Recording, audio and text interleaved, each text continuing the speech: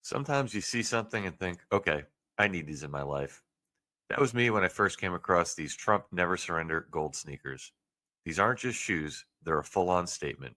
Bold, fearless, and unapologetically patriotic. I mean, just look at them. The gold finish, the red, white, and blue accents. It's like wearing a piece of American pride right on your feet. And let me tell you, they don't just look good, they feel good. Quality is good, comfortable, durable, and surprisingly lightweight. These shoes aren't just sitting in the back of your closet gathering dust. You'll actually want to wear them, show them off, maybe even start a few conversations. What I love most is the message they send: never surrender. Not just a slogan, it's a mindset. Whether you're out making moves or just walking into the weekend, these sneakers are reminders to stand strong and never back down. They've also become a favorite gift.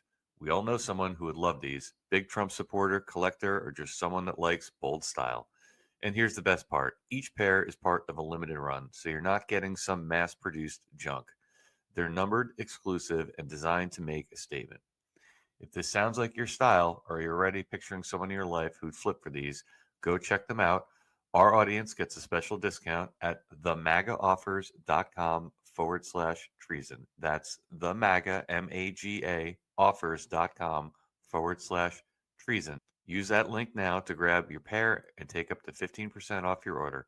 Don't wait too long. These are going fast. Own a piece of the movement and step into something legendary.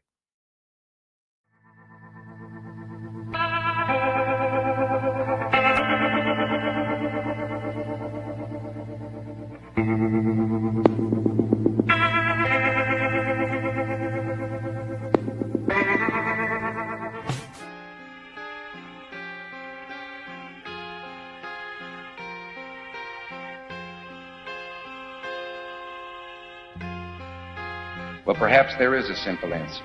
Not an easy answer, but simple. If you and I have the courage to tell our elected officials that we want our national policy based on what we know in our hearts is morally right, we'll preserve for our children this, the last best hope of man on earth, or we'll sentence them to take the last step into 1,000 years of darkness. Every time that I look in the mirror, all these lines in my face getting clearer. The past is gone, it went by like dust to dawn. Isn't that the way? Everybody's got the dues in life to pay. Yeah, I know nobody knows where it comes and where it goes. I know everybody sings. You got to lose to know how it goes.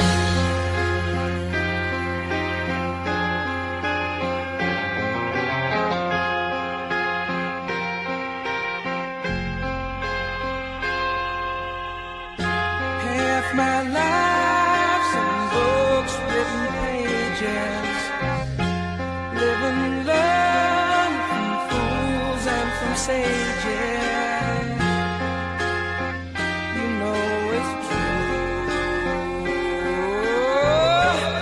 All the things come back to you. Sing with me, sing for the year, sing for the laugh, and sing for the tear. Sing with me, just for today. Maybe tomorrow the good Lord will take you away.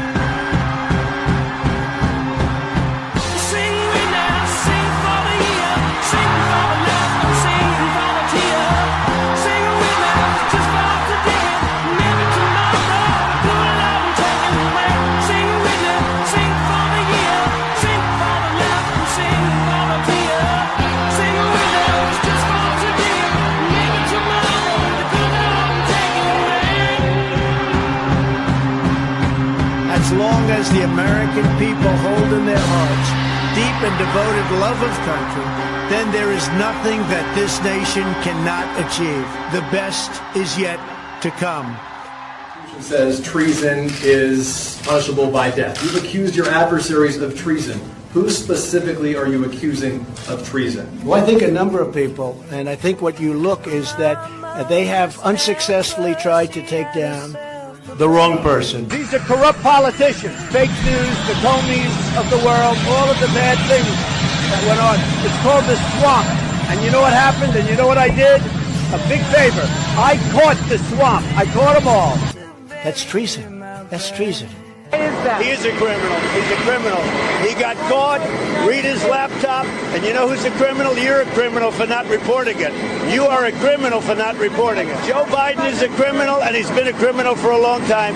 And you're a criminal in the media for not reporting it. That's treason. That's treason. If you look at crooked Hillary Clinton, if you look at all of the different people, there was no transition because they came after me trying to do a coup. They came after me spying on my campaign. They started from the day I won and even before I won, from the day I came down the escalator with our First Lady. That's treason. That's treason. And we've caught them. We've caught them all. And we've caught them. We've caught them all. We've got it all on tape. We've caught them all. But should she lose, we'll have an insurance policy and we'll get this guy out of office. And that's what they said and that's what they meant. That's treason. That's treason. They say, holy shit, they caught us. They caught us. What storm, Mr. President? You'll find out. And they know the judgment day shall come.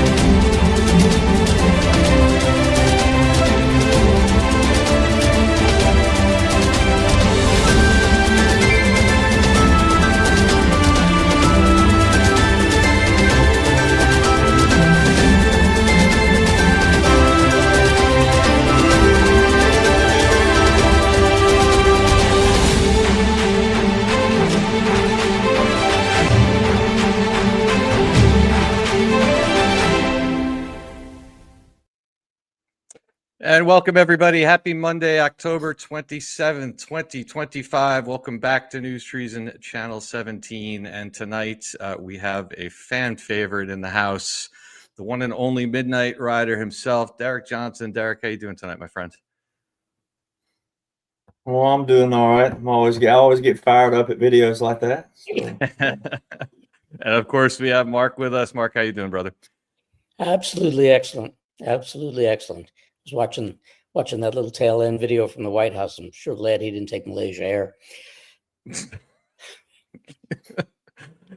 Oh, man. Boss man in Malaysia. I believe he's in Japan as we speak. So we're told. But we'll get into that in a minute. Yeah. So thanks to everybody who is joining us tonight on Rumble and X. As always, thank you guys all for being here. Let me ask you guys on your way in, if you could hit that heart button on X and the thumbs up on Rumble, we would greatly appreciate it. No shortage of stuff to talk about tonight because it's definitely been a little bit since we've had Derek on, and my apologies to the audience. We did have to reschedule a few weeks ago. Mark's had him on a couple times on Sunday, but it's been a while since the three of us have gotten together. So very excited to be doing this tonight. And Derek, as per usual, has certainly not been quiet over there on X. So we have a lot we can get into tonight.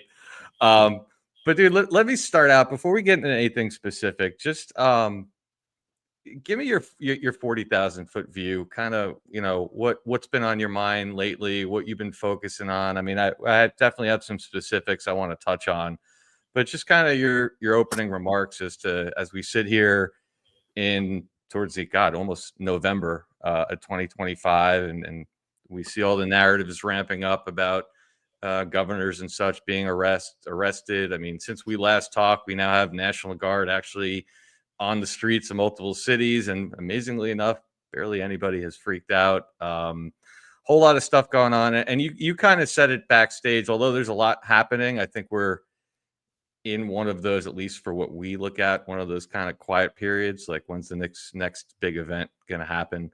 But just your 40,000-foot view right now is the kind of what you have your eyes on lately.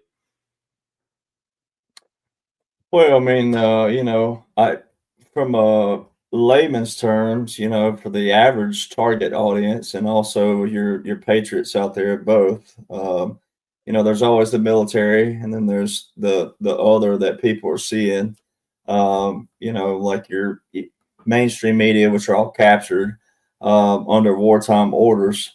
But little things, it's always the little things, like anything else in life, that make up the big things. But one, I guess where I still harp on people is the fact that, you can't call yourself a patriot, conservative, Republican, whatever, but really a patriot or a warrior, I guess, would be the other. If you're going to be ye of little faith, right? Warriors are cut out for long hauls, just like the art of war. It's not always winning straight out the gate. There's there's missions, then there's battles, and then there's the war. And the whole thing is a pre-planned operation. The whole thing is why I always hold up the ball cap all the time, 45-47. Now, that don't necessarily mean it's going to go to January the 20th, 2029, with every single thing, but it's a goal, right? And we have objectives in that. But also, it's not real time. None of this is real time. If it were real time, then you got to go to President Trump's personality. President Trump's personality, I'm all right with someone who's cocky, because to me it's confident. Some people perceive it as cocky. I'm all right with it if you can back it up. It's like any other boxer or fighter or anybody like that. The ones who talk, they better be able to box, because they, as we all know, most of the time it's the one who does the most talking who gets their head knocked off by the guy who doesn't. But I like President Trump's personality, and when you go to his personality, he flies on Rolls Royce, baby. He ain't flying like you're talking about Malaysia Air. He ain't flying on no bull crap, right? He ain't on no old international, whatever kind of old school, whatever these engines are. He's on Rolls Royces, right? So when you look at just the Japan, Malaysia, everything, right? They said they showed him getting on the old Marine One going to Joint Base Andrews. That's the same old Marine One they showed taking emergency landing when he was in England. President Donald John Trump would be flying on no piece of shit. Excuse my French, but I just got to put it out there. He's not going to be flying on that, right? He's going to be on Rolls Royces, whatever we have. Where's the new one? In fact, we've been getting coverage down here in Palm Beach County, because they made it a point that he's getting clearance to build a new helipad at Mar-a-Lago. I guess they made him take the old one out after he wasn't president. And they made the point that the new one, instead of being 50 feet, has to be 60 feet, because there's a new Marine One. So where is it? You've seen it a couple of times, but where is it these other times? Well, the other thing is for people, that's still looking at your mainstream, which I can prove over and over and over they're captured in a good way. And that's just all the theater, the pre-planned theater. But they showed Biden. So they showed a recall on it, way back 2023, I think it was, maybe. But there was a recall. Well, then they showed Biden take the inaugural flight in August. You really think that President Trump will let Joe Biden one-up him on new equipment, especially military? No, and that's where I tell people that's the 40,000-foot view. You can't say, oh, Trump was right about everything in one breath and then turn around and doubt straight up just, well, even though these would be military tactics, that aspect of it, it's still the overall, yes, it's a military operation. There's the strategies, tactics, theater, production, all that, what's on the mainstream. And they did that strategically for one reason. Americans are guilty by accident in another manner, because that was a psyop that the CIA and the FBI and all these people did for the years. So the average American's not, absorbing a lot of this, and they wouldn't know to look for this if they hadn't heard someone like me, you, and then listen. They got to be able to be interested as well. They can't just hear us talking or hear me talking and go, oh, they got to be interested in it. So the 40,000 foot view was to keep people going with mainstream, because people, at the end of the day, Americans are at least resilient and they have tenacity, whether they know it or not. And just like the 2008 financial crisis, boy, I remember, oh my God, I remember that back then. I had a roommate who he drove on fumes already, just on a normal. I hated that. I'm that guy that fills up. I always have money to fill up. And then I'm like, oh, where am I going? I don't have that guy, where am I going? I don't have anywhere to go. I have a full tank of gas. I'm that dude. Well, that one weekend, I was so tired. I worked on the west side of Nashville, lived on the east side of Nashville. Nashville traffic, like any other city, So I was like, I'm just getting home. I'm tired. I want to That was the weekend that they didn't have any freaking gas. And it started a 2-week drought. 2 weeks drought. From that weekend, I did that. And we had to just sit there. There was nothing else to do. He didn't have any gas. I didn't have any gas. And so, little things like that, shows the tenacity of an American, right? We found a way. We scrounged around. We did what we had to do. We had to walk to the freaking grocery store one time. We had to do what and everybody else, unless you had that cool neighbor. It's like, hey, I always keep 100, gallons of gas over here in case there's ever a crash. But if you didn't have that neighbor, then you did what? You found resiliency, you found tenacity, and then you kicked in. Look at look at COVID and all this stuff. People made time for what? Beer, alcohol, money. They did all that. Smoking. People will make time for that. They will cut back on everything else. But they gonna party, they gonna drink, they're gonna be at the lake on the weekends. So it's like I tell people, there's a few people out there struggling. I'm not knocking them, but it's a few. It's not the overall. And then what do you call struggling, right? What do you really call struggling? Because at the end of the day, my grandparents were the ones who still lived in regular houses that didn't have central air, central heat. My dad talks about being a kid, how my grandmother would warm up bricks and put them on quilts, right? And so it was like, and their air conditioning was opening their windows. That was just my dad's generation. That wasn't that long ago. So America is built on so much materialism that they don't really realize that, no, you're not really hurting. There's a few out there, but those few are the ones that are going to be taken care of.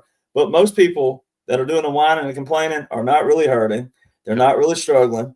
All right. They are in their mind, but they're not on the grand scheme of things. So they knew Americans would find a way to make it day by day, week by week, complaining, griping, whatever you want to call it. They knew that. They knew most people weren't going to get out the streets and go, all right, put them up. We're going to do like the old.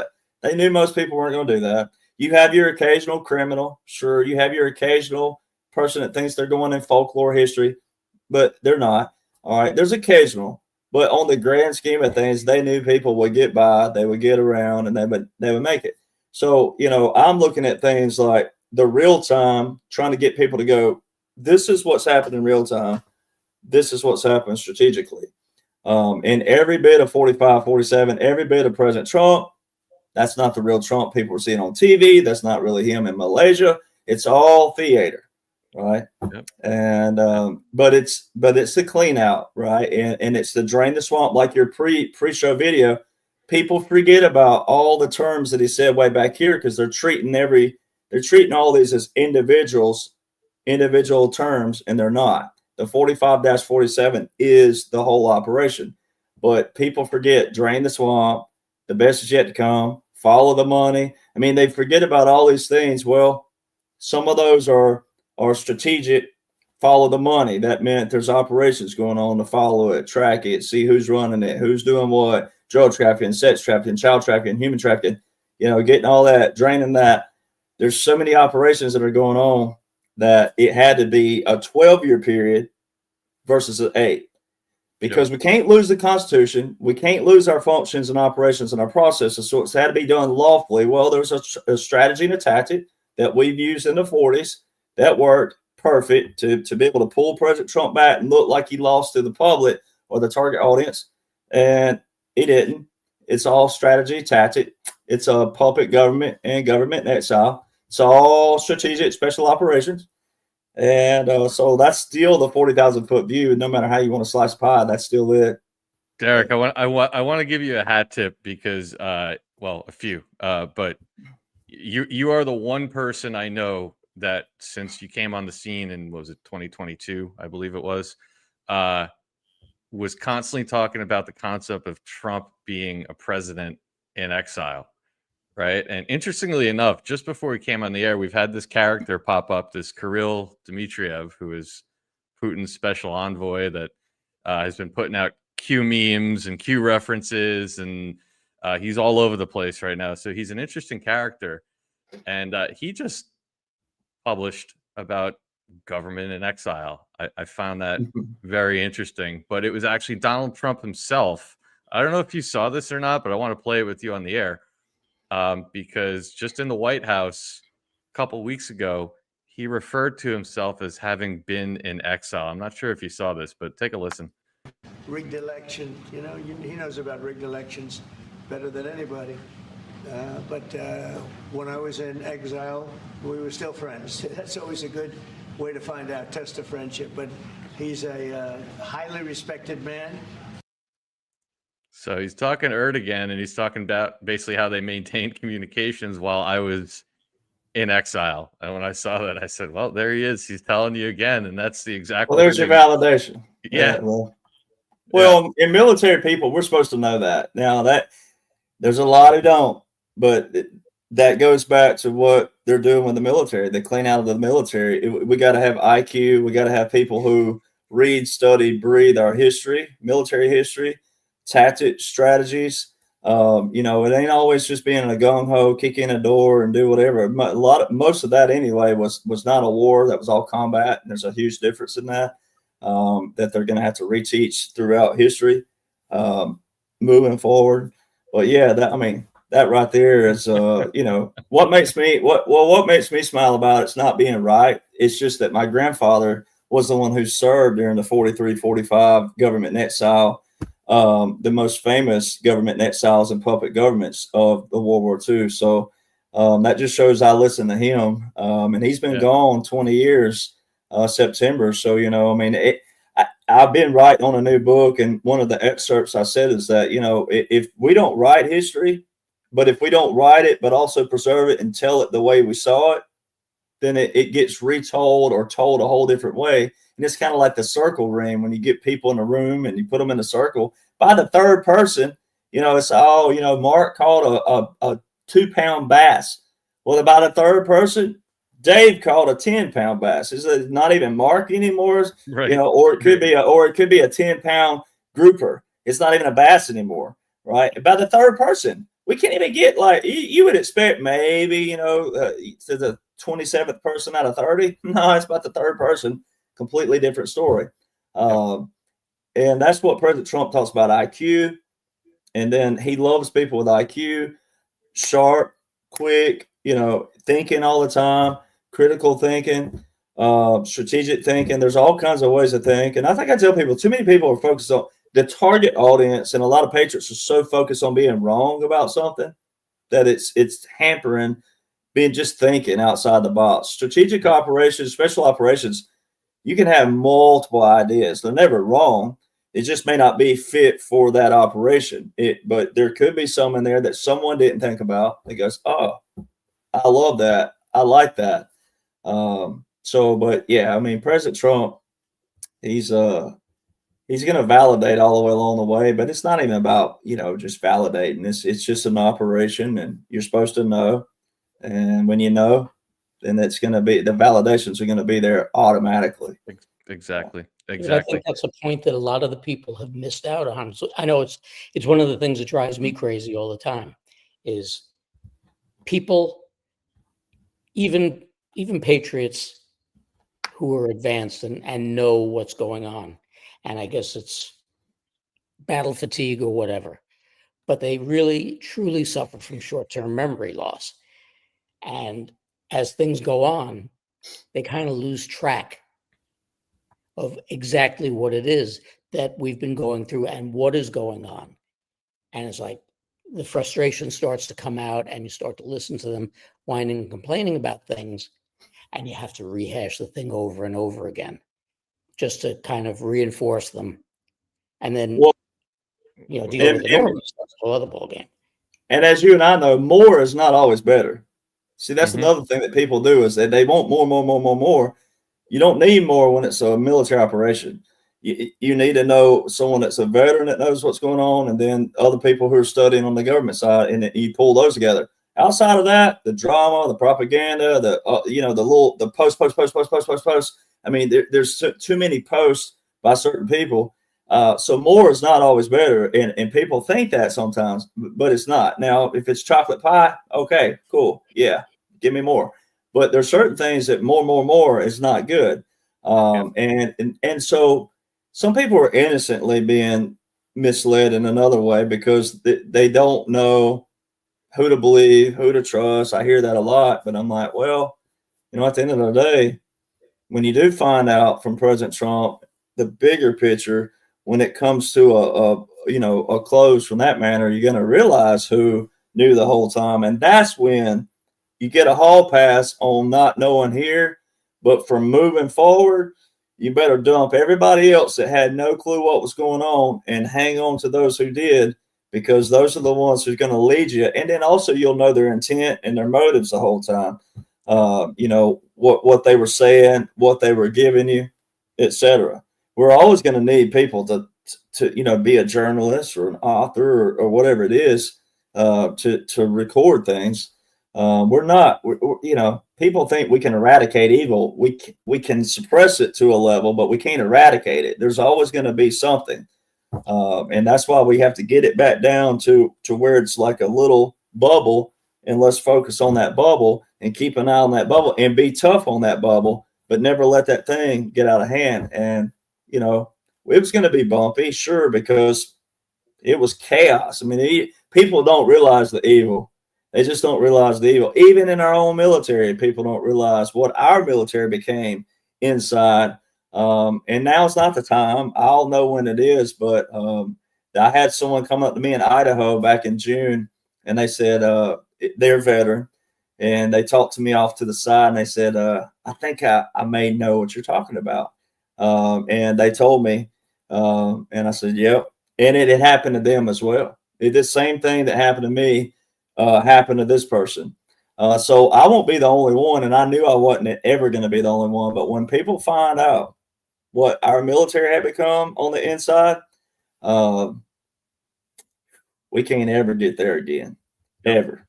Yep. Mark, you brought up a good point about people getting frustrated and not realizing where we've come from, and that actually directly connects to what Derek just said about purposeful misdirection. And now you were saying it in the context of some people out there who we know are bad actors, and this has been going on for a while, of course, that are purposely trying to mislead people. But then there's another layer to this, which is the fact that we all have to recognize, and that's what we try to do on this platform and others, that part of what is happening is obviously in a psychological war is purposeful misdirection by the good guys. I'll give you an example. Like, do you really think Kash Patel doesn't have a handle on the FBI? Or do you think it's being presented that way to get not our group, but the groups below us that don't know it, to get activated, to get pissed off? Like, they are doing things with Epstein, all this stuff to purposely get people's attention, purposely cause controversy, purposely cause conversation.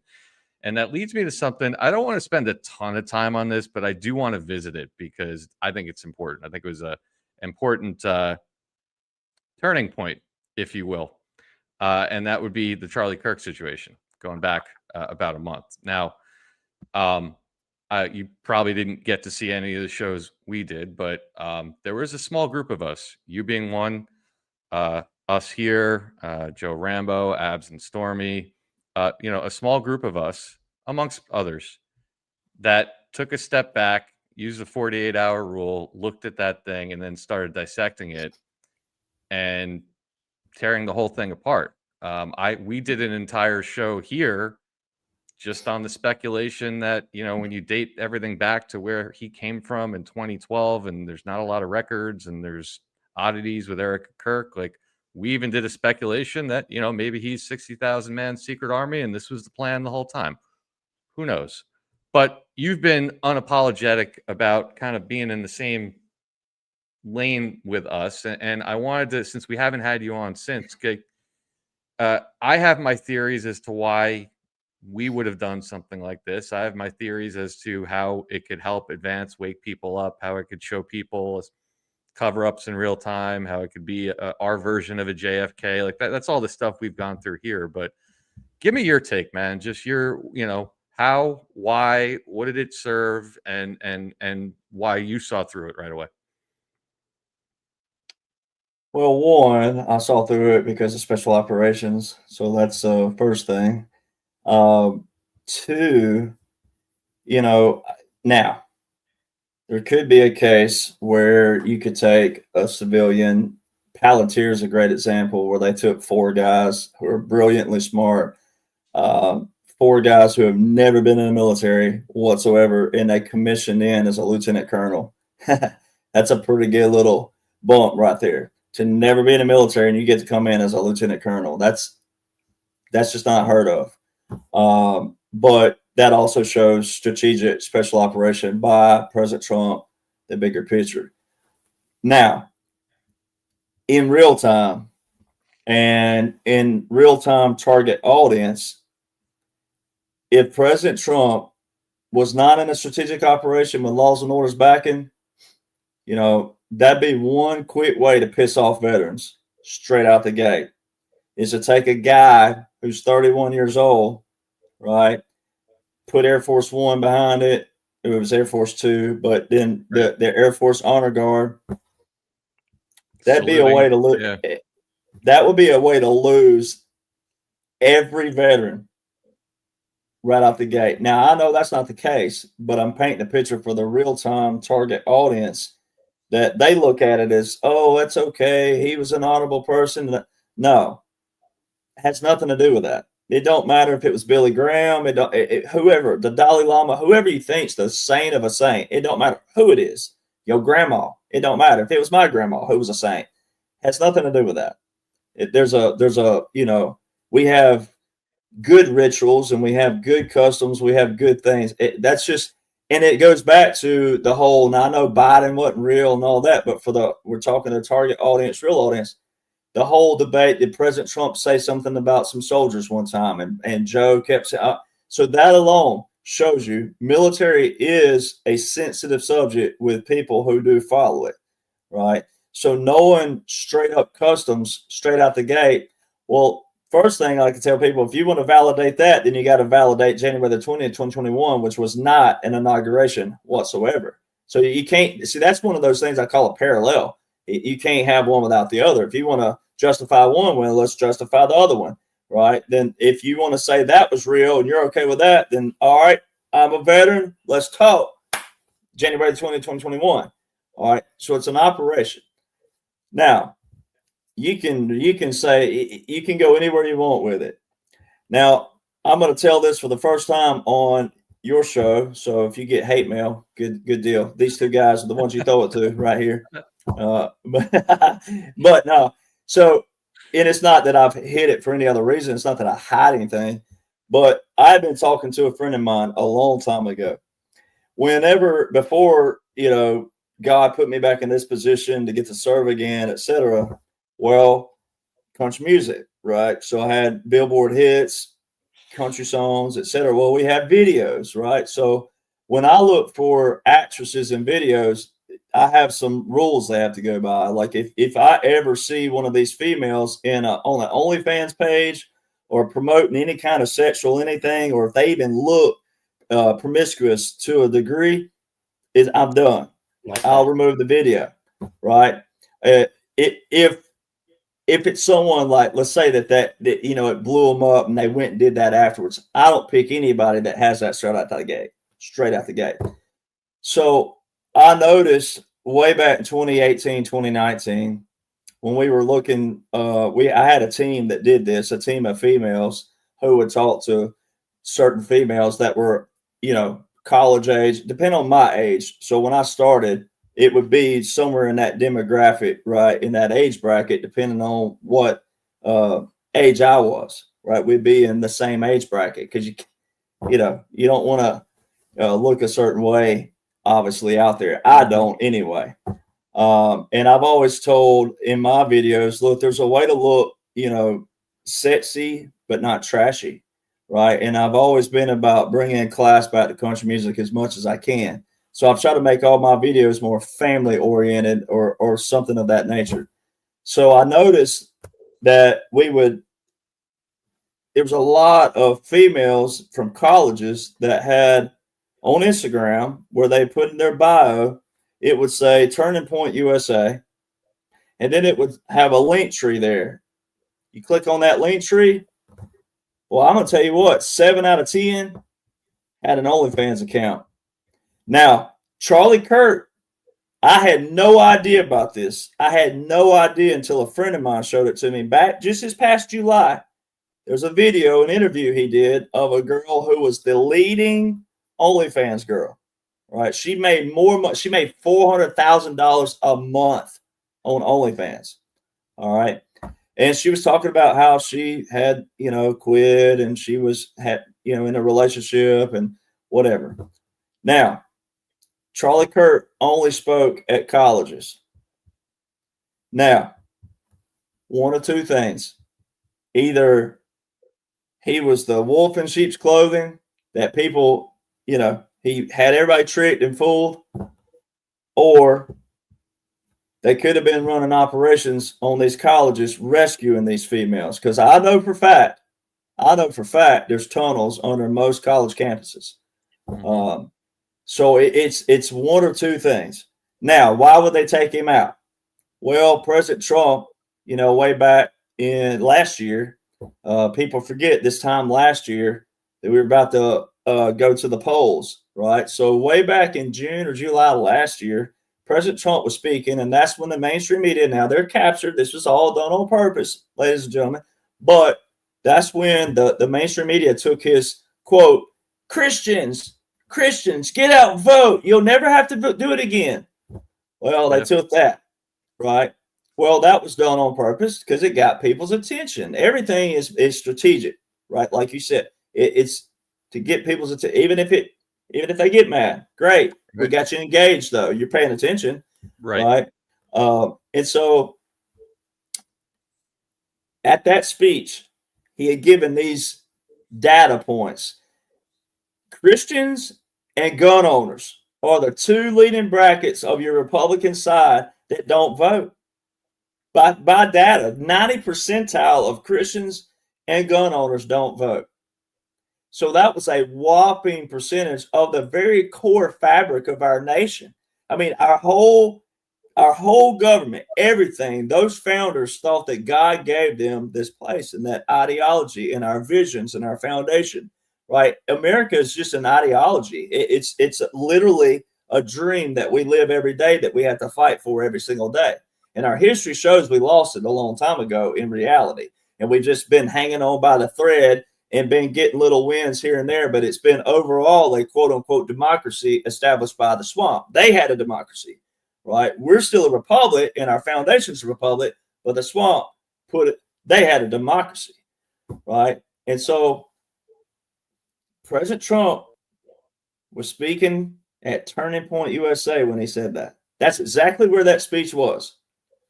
All right. So what did it do to people? Now I'm gonna be slang again just because I can, but and now I'm a Christian by faith. I am, but I'm one of those. I tell people all the time. A lot of Christians have put their faith and trust in a building.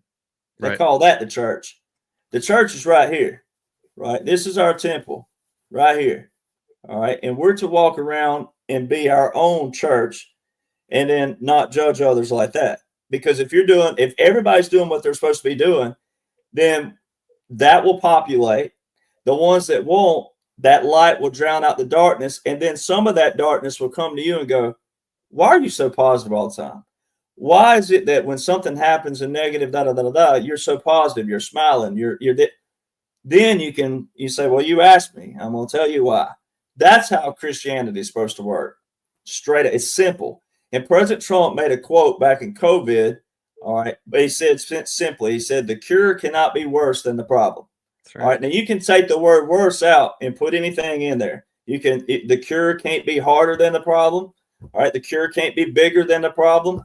Like, that's how we have complicated life so much. Materialism, everything. Everybody's chasing something that you're never going to accomplish, right? More cars, more trucks, bigger cars, better cars, bigger trucks, better house, bigger house.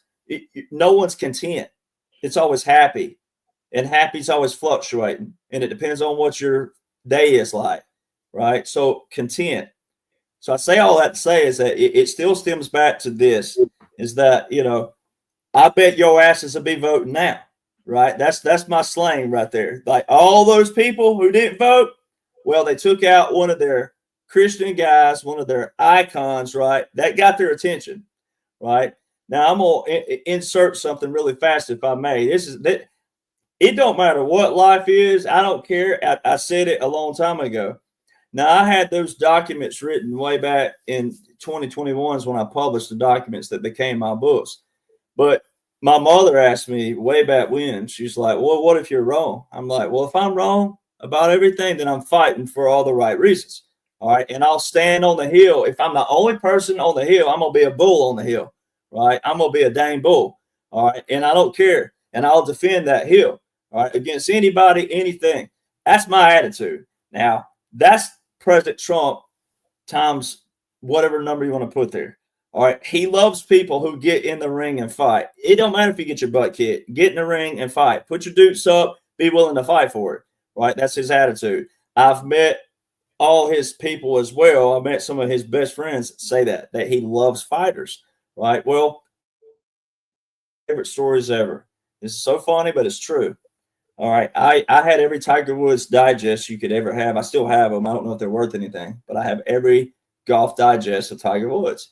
Well, I can't remember exactly the finite details, but he was down by like 5 strokes with like 7 or 8 holes to play. So he was down like 5 or 6 strokes with like 7 or 8 holes to play. And his caddy was Steve Williams at this time, and Steve said, I knew how to motivate him. I knew what would tick him off. And if it did the trick, 9 out of 10 times, this is what happened. Well, you notice when so-and-so makes a putt, his little blonde girlfriend's over there just giggling and clapping, and she don't know a thing about golf, right? You notice that? He said, man, it pissed him off. Just that little thing. Threw his club down. On the 17th hole, whatever holes it was and whatever he was down, on the 17th hole, he sank a birdie putt to go up by 1. Steve said when he walked by me, headed to the tee box of number 18, he just threw the putter at him, threw it like that. He said he slapped me right on the ass and said, she ain't smiling now, and walked right over there to the 18th hole, teed off, and won that tournament. Now, that's the attitude that every warrior needs to have. Every patriot needs to have that attitude. You're never out. Alabama was getting their butt kicked all game. Now, I don't know, it could be rigged. But if it ain't rigged, they were getting their butt kicked all game Saturday by a 3-4 team that wasn't even supposed to be in the ball game, right? And they came back, won the game. Texas did the same thing. You always got to have the mindset that I'm going to get you. I'm going to get it. Whatever the goal, whatever the objective. All right, so with a Charlie Kirk thing, it could be something there. Could be. But it also was a turning point in a mega way with the Christian group and with the gun owners.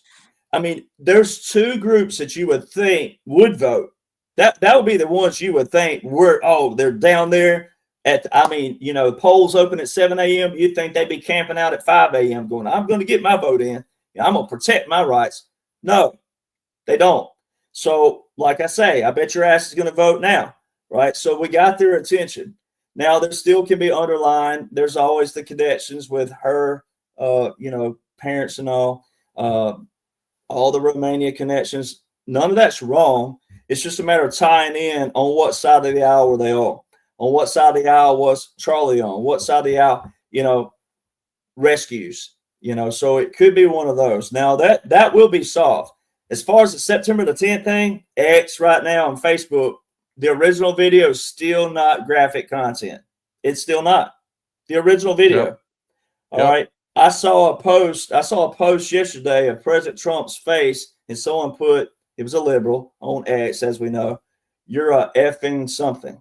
It blocked it as graphic content. Yep. That just the meme with President Trump's face and the F-bomb on it, graphic content. All right. The original footage of September the 10th of, what was not a real 30-06 in the first place. Like I tell people, I keep one always handy right here. I didn't know it was going to be tonight, but that's a 30-06, ladies and gentlemen. That'll take an elephant down. All right. Now I've seen what it does to deer. And a neck, I tell people, hey, you want to complain? You want to tell me I'm crazy? You want to tell a veteran, special operations, all this other stuff? You want to tell that? Okay, go to Google. Simple. 30-06 human neck. It's going to be bleeded out. It's going to be all blotted out. It's going to be graphic content. Click on it. Click on it. Go ahead. Click on it. See what a 30-06 does to a human neck. Your stomach better be ready for it. All right.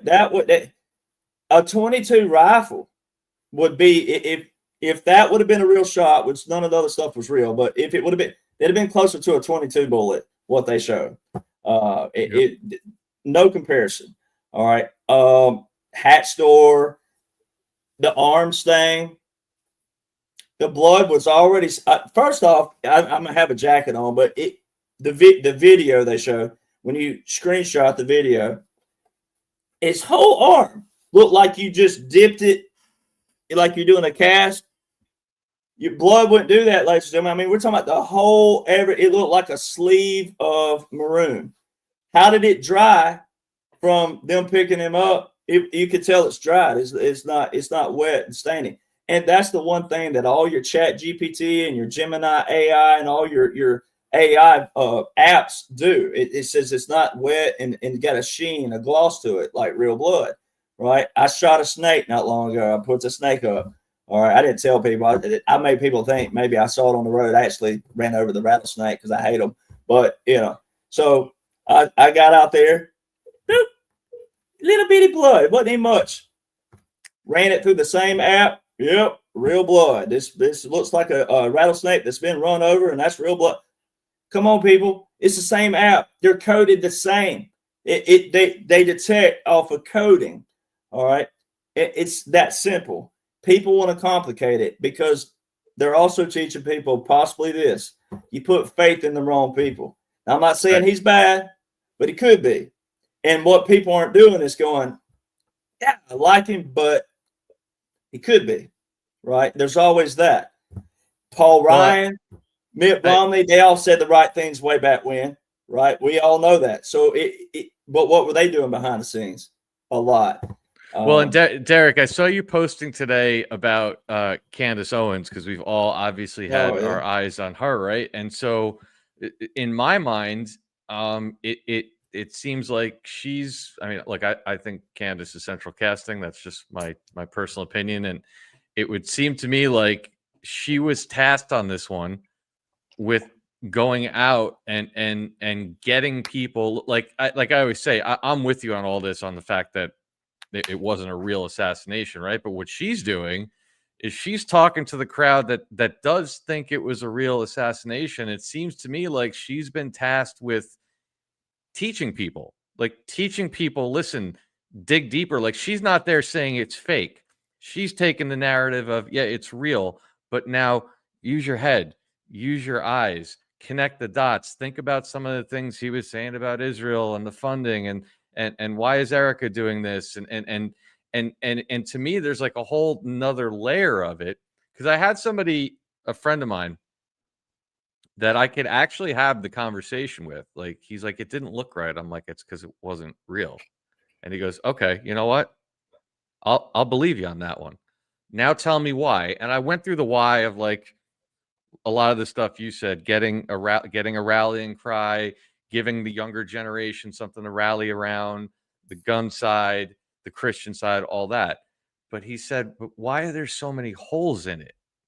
I said, well, I believe there's so many holes in it so that somebody like Candace Owens can go out there and frankly teach people how to be conspiracy theorists, teach them what people couldn't do back in the day when they killed JFK, right? We didn't have all this technology. We just had to take the Warren Commission report and the Zapruder film that came out 11 years later, and that's what we took, and then that was it. But to me, it's like, this is the other layer of this, is she's putting like her own narrative warfare out there and getting people to like to teach themselves to actually not just buy any narrative, like dig deeper. Well, here's the thing that, I always keep it here. Is like I always tell people, the whole thing is an operation, right? So like even her, so this is how people need to think.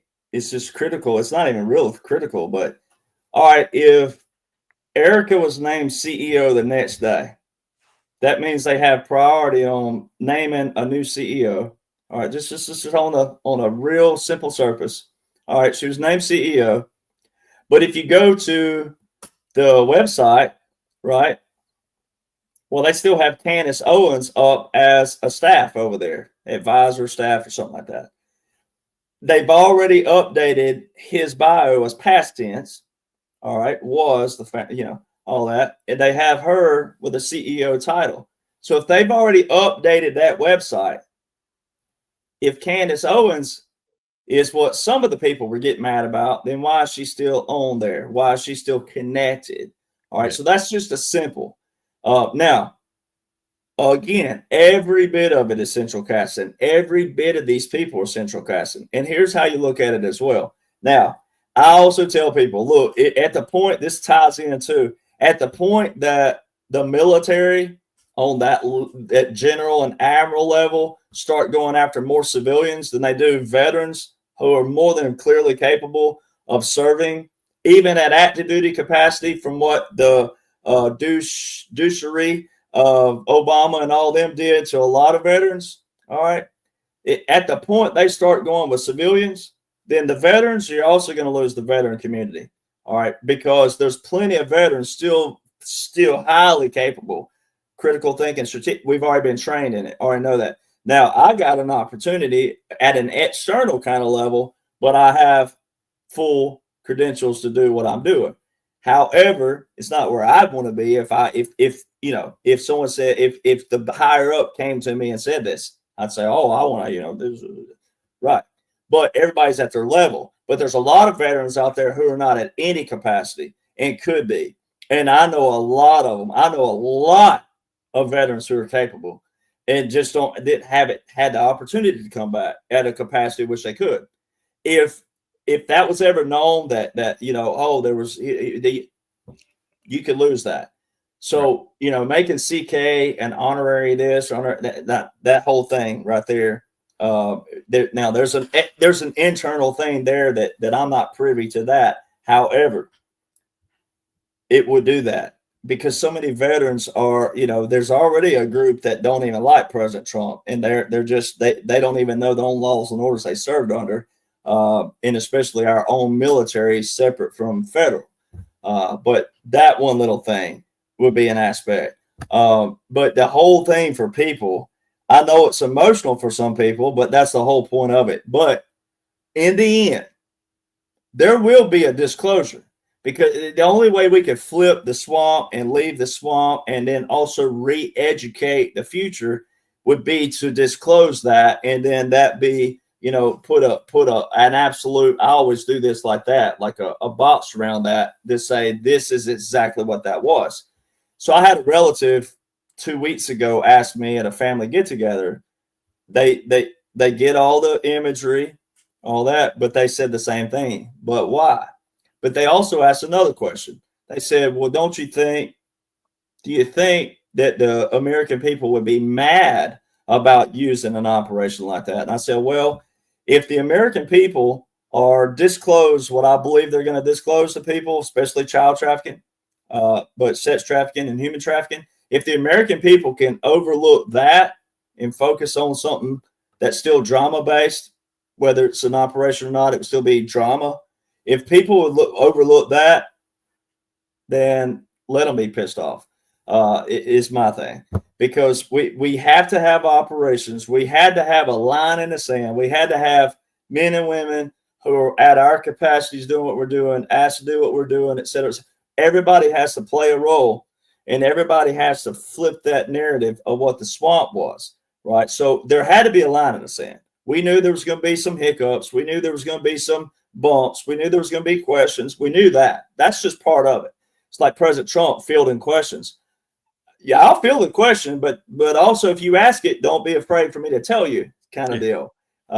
And so that's also reshifting. Like he'll tell them, shut up. Nope, you're disrespectful. So see, it's like some people are, oh, look at that, it's uncouth and that's unprofessional. No, it's not. It's what they're doing is but it's become such a norm that they do that. And that's also everything's a recentering. It's a refocus. It's a reshift. But if people are mad about an operation, then you clearly don't respect and appreciate military operations, because the bigger picture, the end goal will be to flip the narrative on whatever that was. Now, I think it's related to trafficking. I do.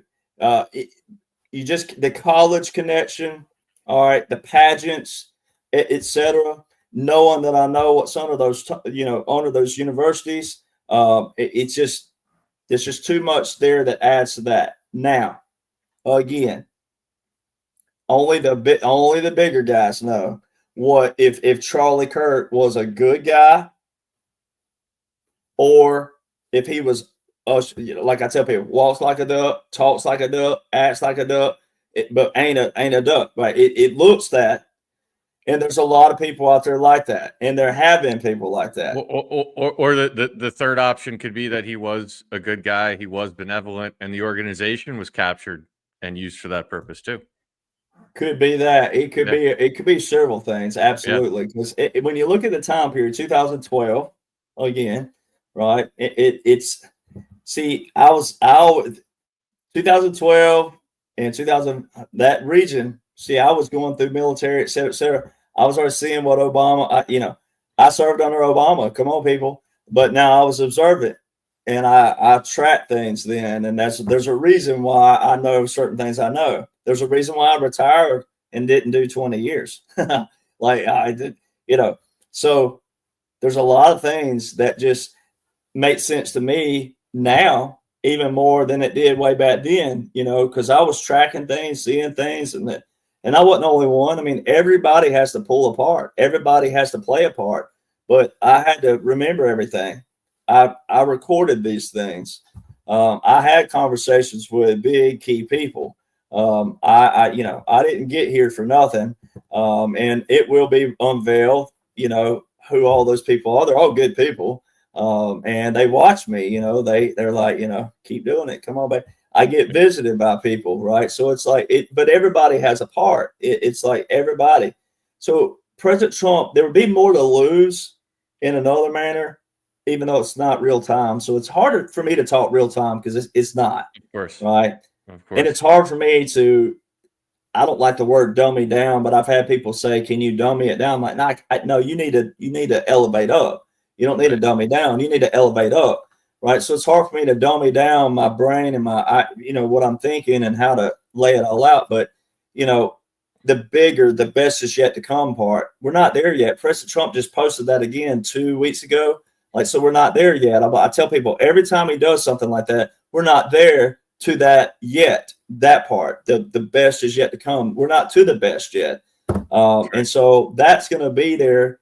And, but it's going to make sense when we get there. Like I tell people, it's going to make sense at your level where you are, because they already knew that. They put this operation on for that, knowing that.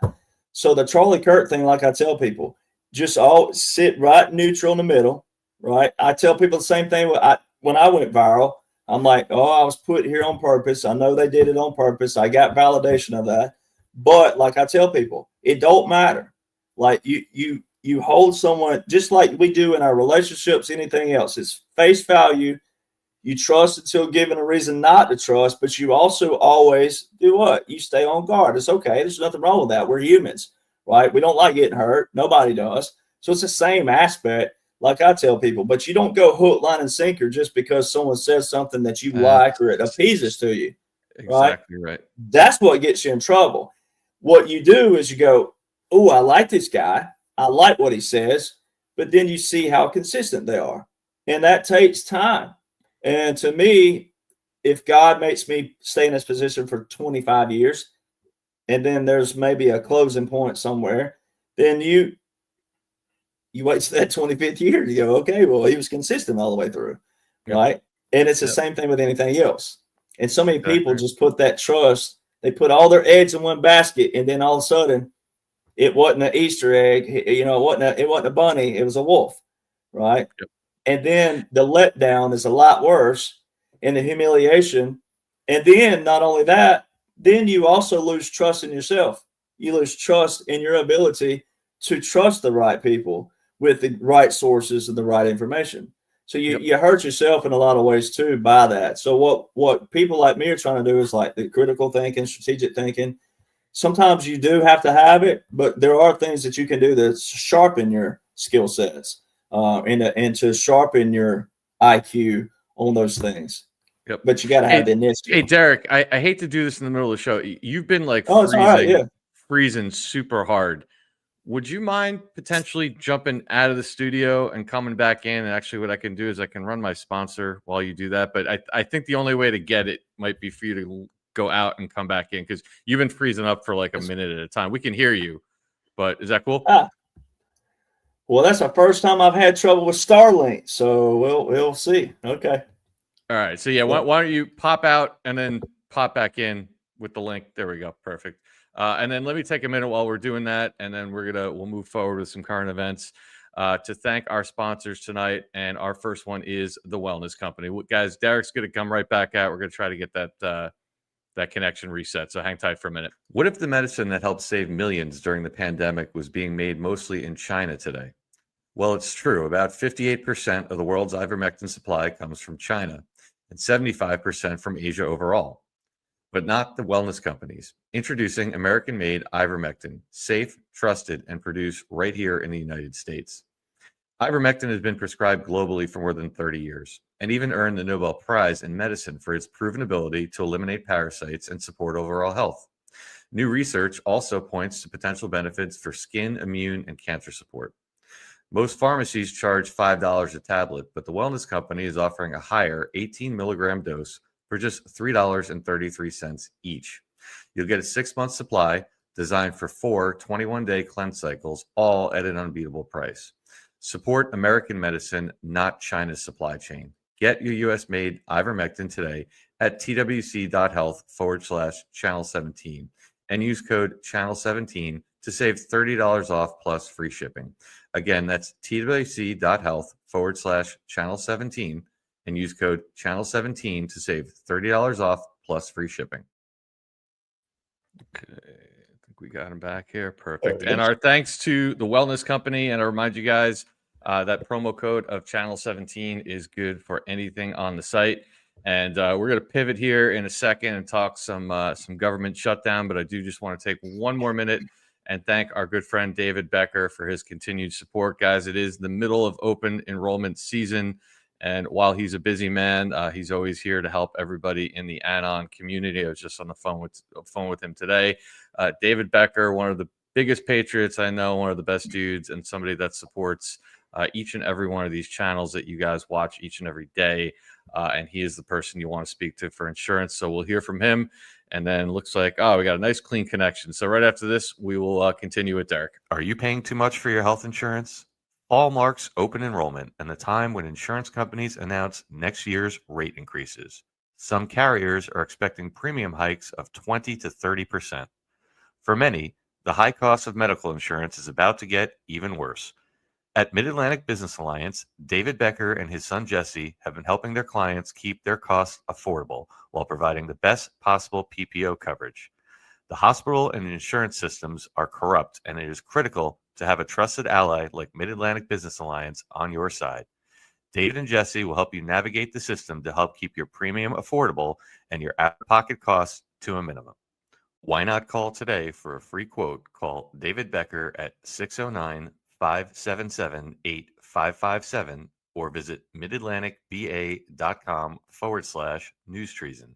That's David Becker at 609-577-8557 or visit midatlanticba.com/news treason.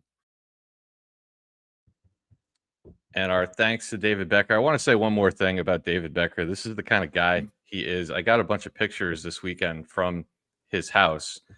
And all joking aside, when you call him, you're going to end up talking about the operation. You're going to end up talking about Q for a long time. And then I get these pictures. He has these Patriot parties all the time. And a lot of his clients, a lot of you guys, I saw a whole bunch of names here in the chat that were at his house this weekend. So that's the kind of dude he is. He's not just a supporter and a businessman, but he's somebody that cares. And he'll be the first one to invite you into his house for one of his great Patriot gatherings. So again, thanks to David.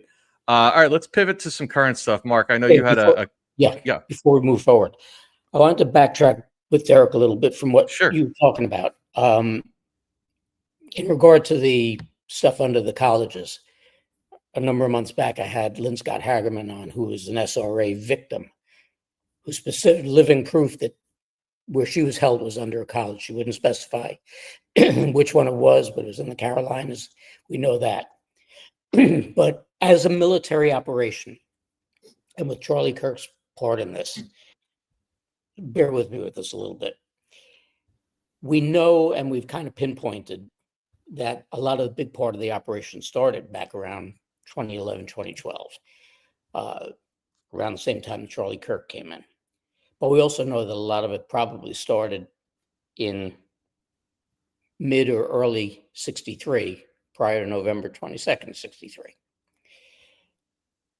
Coming forward and into the time that the whole operation really started in earnest, and with the military operation in full swing. And I even think that part of it was probably with them weakening the military publicly, so hoping that people would wake up and say, go, what the hell were you doing? When it came, and with any military operation, and every movie, everybody's got their role.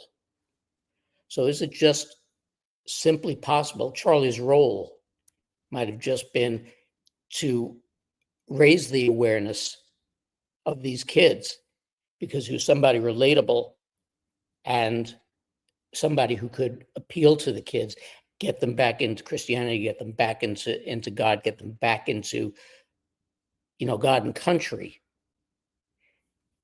And considering the fact that his life was being threatened anyway, that this was just the end of his portion of the operation, and his white hat operation to take him out. Well, the other thing is I told this to someone the other day. I said, look, if you presented this, just be honest, would it be shocking to a female that a male was trafficking or a female was trafficking? See, it would be a lot more. It would be a lot more if a female was trafficking, because males, God gave us already a tough task.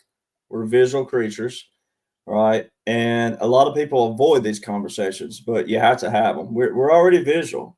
We're already visual creatures. We already have a tough task already. All right. That's why, when you're on a date and you just barely look the wrong way, a female's gonna be like, they see another girl walk by. Well, you just looking at her? No, it was an onion ring that went by. And they're like, yeah, right. It's like, or it was a filet mignon went by this way, and she just happened to walk this. You're already in a hole, right? We're already doomed. So it'd be a lot more for a female. If a female was doing that. So talking about, there's a lot of variables it could be. But the pageants and then the ties with Erica, Romania, etc. It would be a lot more for a female to go, holy crap, people should get mad. People should get mad because it's children. All right. It's females, right? That's the two key things in military that we talk, that the rescuing and etc. And also the same thing with the days of old, like the movie Titanic, and they made the older fella get on ahead of the women and children. That was frowned on for so many years to do something like that, right? It's always women and children, women and children, women and children. All right. And so there's a lot that this variable plays into that I didn't know Charlie. So, but I know that also I've traveled the country a ton. I have security teams, and it's little things like that. We already, you wouldn't put yourself in a security disaster. Like if it was absolutely something we're like, no, they're like, no bueno, we got to find somewhere else. All right, this is a guy who went around to campus after campus after campus, and the one time he's quote unquote shot, it looks like an amphitheater and buildings all around. Right. No, right. rooftops everywhere, surrounding. Right. That's the stuff that shows people that's theater. That's the portion theater, all that. But there's going to be a correlation. All right, and then I lean with, I didn't know Charlie personally. I know people who did. All right, I lean with the fact that they're probably using a place where they probably captured Epstein Island and flipping it, and that's where all the central casting are sitting down there chilling. Kind of like when we took Saddam's castle, right? All those troops in there chilling in there, going smoking cigars in Saddam's seat. Well, so things like that, people got to look at it like that. They're going, well, where could he be? Where would he go? And how would someone not see him? We have places, don't worry. And it's paradise, don't worry, right? So little things like that, people have to use some humor with this in a good way. Like I've been telling people, I'm like, look, I've given you every way possible that Charlie Kirk could be alive. Why do you want him dead? I'm like, the negative attitudes are the ones, you're the ones wanting him dead, not me. I'm sitting here telling you it's an operation. It's 45-47. I don't know every intricate why, because that's not what I'm assigned to. I'm not a part of that task. But I know strategic operations, special operations. I know special operators on the highest level, right? I can't say certain things because that's also part of being in a position I get to do, because I'm climbing the ladder too, right? And you have to show that loyalty, you have to show that trust, but you also have to be that good on the front, all right? And it's everything has a part, everything has a role, everything, like Mark just said, everything has a place, all right? But the same thing I tell veterans, if you're doing what you're supposed to be doing out here as a veteran, you can get called back like I did. I'm not the only one. I just happen to be one of them. But there's 60,000 plus secret military. People always ask, how do you know each other? I'm like, well, because when you do, my dad always said it. It's just something simple. Again, the cure can't be bigger than the problem. When you're doing what you're supposed to be doing on the front, everything else takes care of itself, right? Now, it is consistency, and it is also doing certain things, right? The right way, always. But that's what President Trump looks for, is that loyalty, but the trust, but also paying attention to detail, staying on top of everything, your P's, your Q's, your I's, your T's, everything's dotted, everything's crossed, right? Those things. And you look at who he's nominating. Everybody's nominating business people and or veterans. All right, that's an old tactic from the continuity government from President Eisenhower, who was a 5-star general. There's an article about that. They put business people in place, and then President Trump's putting in veterans into these ambassador slots. Well, an ambassador is a single person. They're also called a chief of mission. So it needs to be a military person. So they're basically resetting the government, everything. But you're right, Mark. I mean, yeah, you could go back. We can always go back to Lyndon Johnson, the whole Lyndon Johnson Kennedy thing. But especially during that Obama era, that's when things really took a whole deep. That's what woke me up in another manner. I already knew the Constitution. I already knew those things. But the courts-martial process, when Obama went in, I mean, he had so many amendments to the courts-martial process. And when you go, it takes a lot of multitasking to look at every amendment of that and then go back and look at what President Trump did. It takes a lot of multitasking. But when you look at what they did, man, it favored the terrorists over our own soldiers.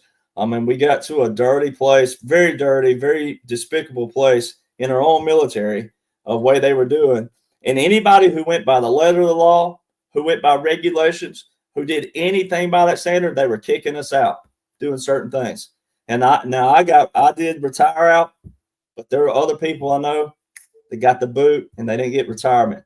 And see, I'm a product basically of I knew people and they knew they thought I'd go back to my humble, and this is before President Trump. People, keep in mind, people, before 2015, before they really knew something was in the brewing, but they thought I'd go back to my humble abode and no one would believe my story. Right? My own family has trouble they did at the time believing it. The ones I told it to, and I've only told it to a few. They thought that oh yeah. So see, that was during that time period. But what I was doing was going in there and I was trying to find loopholes. I was going to try to get back in the military. So I was trying to find these loopholes, and I found I studied all the courts martialing, and I studied. I'm like, oh my God, there it is. And then I started putting that together, and I wasn't the only one, but so see, they didn't realize what was going on this side of things, though, right? And so I'm like the same way. I'm the same product. President Trump, they all know this. I mean, they know because they are the operation. All right. And they knew certain veterans would hear and go, I want a part of this. I want a piece of this. And so I'm a product of the same thing where you take what the deep state did to you and you flip it back on them. You use their playbook against them. And that's what everybody's watching. We're just taking all their playbooks and using it against them. You know? Yep. It's brilliant. Mark, before we go to the government shutdown, since Derek said something about courts martial, I want to just pivot real quick.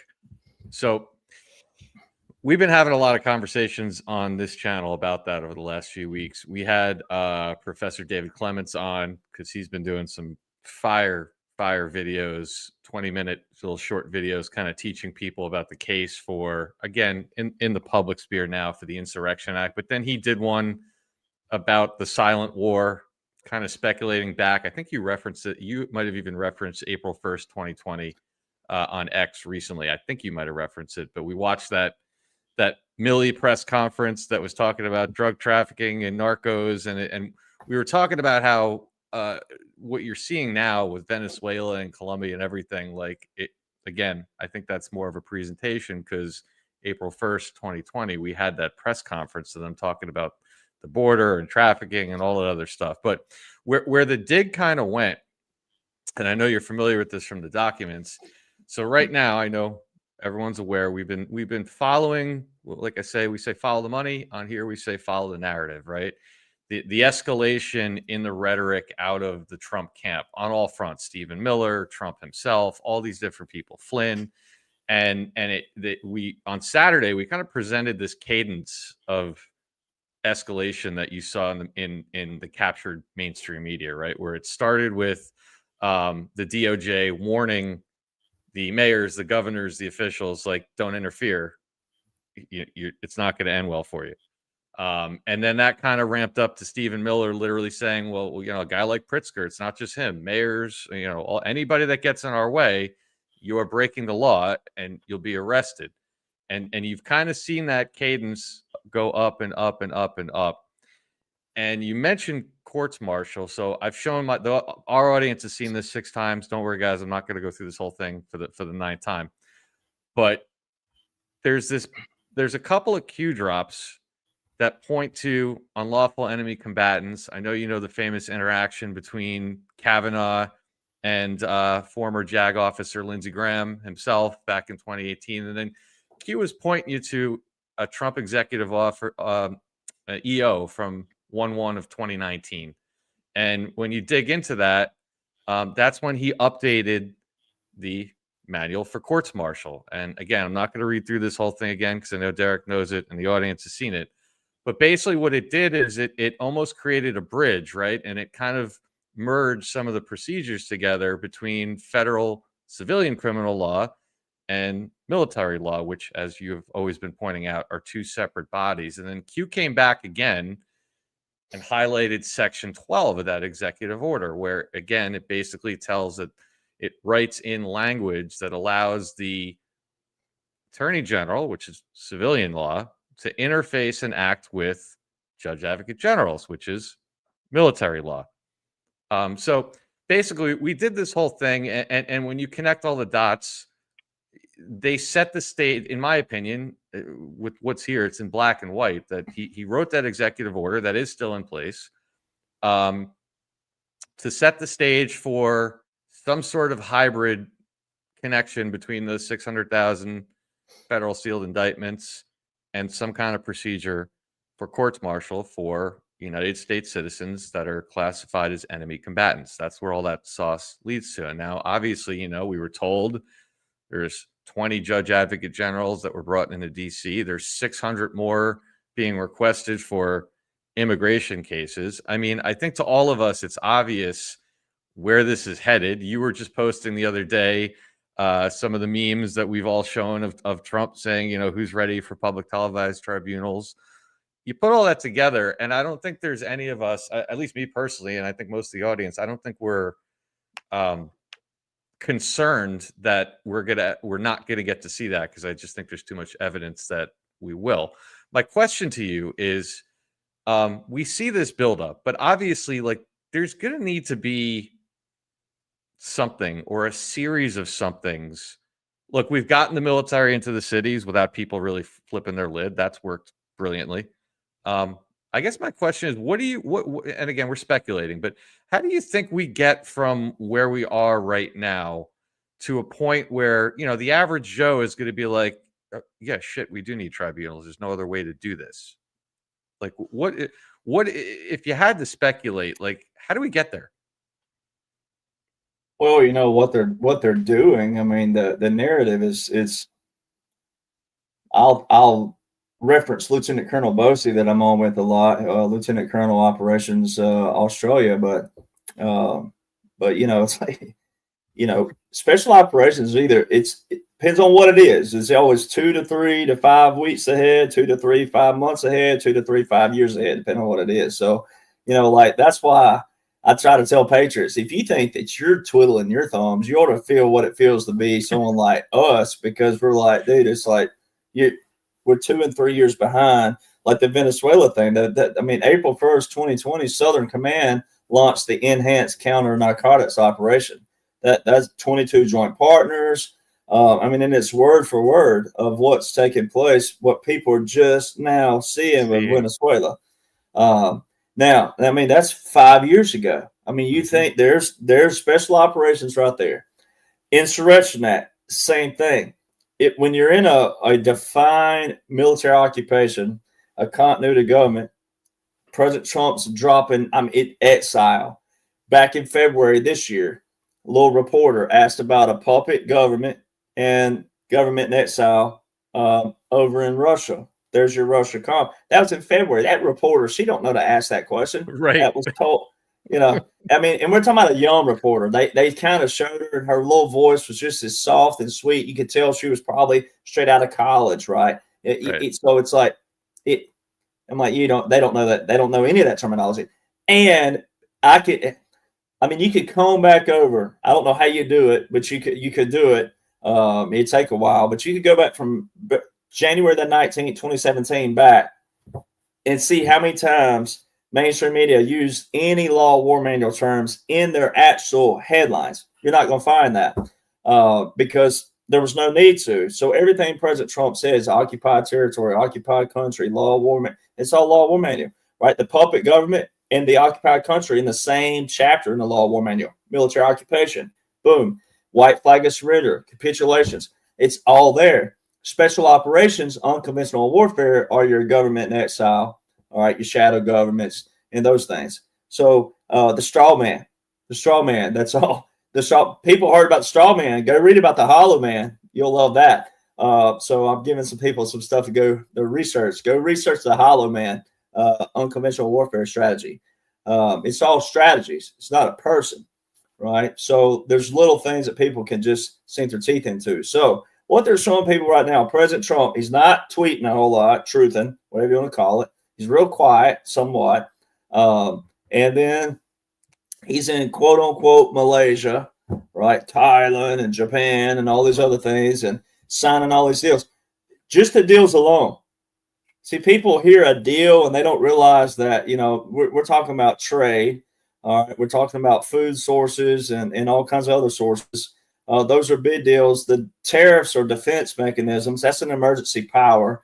So a lot of people are not even correlating that and how big that is. They just think it's all part of a budget. And no, it's bigger than that. The only way President Trump was able to go in all these nations, even though capitulations way back 2017, 2020, that there's no way he went in there as a regular sitting president and did and commanded what he did. There's no way that he was able to walk in there because he's got the whole military backing him. All right, this is a strategic. That is the strategic plan. That's the special operation. Argentina, presidents don't endorse other foreign leaders. That is not the case. All right, that could also show another kind of allegiance another way. That's how the deep state was formed.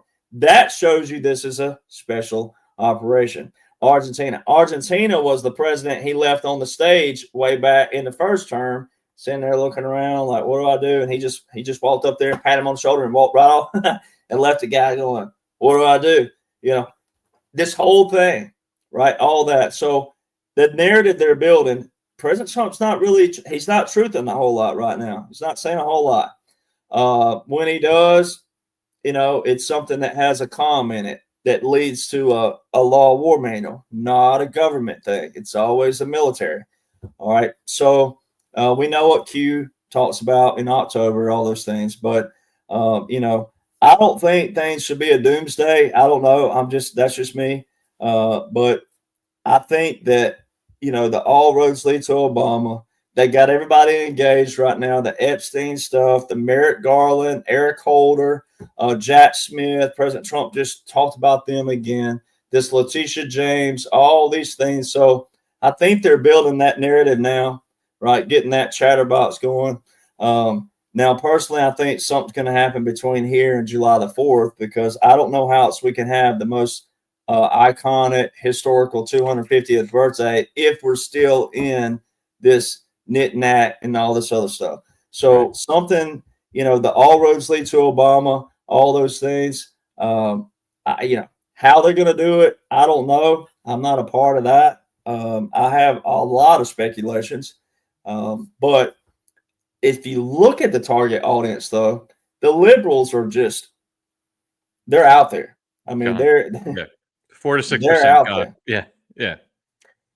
Your Republican target audience, your regular target audience, they don't know. They're like they seem that way. The ones I see, and I don't get to see a whole lot because I'm so busy doing other things. But the ones I hear when people are telling me what they've seen and what they're reading, what they're hearing, there's a lot of people who are like sitting on the fence, right?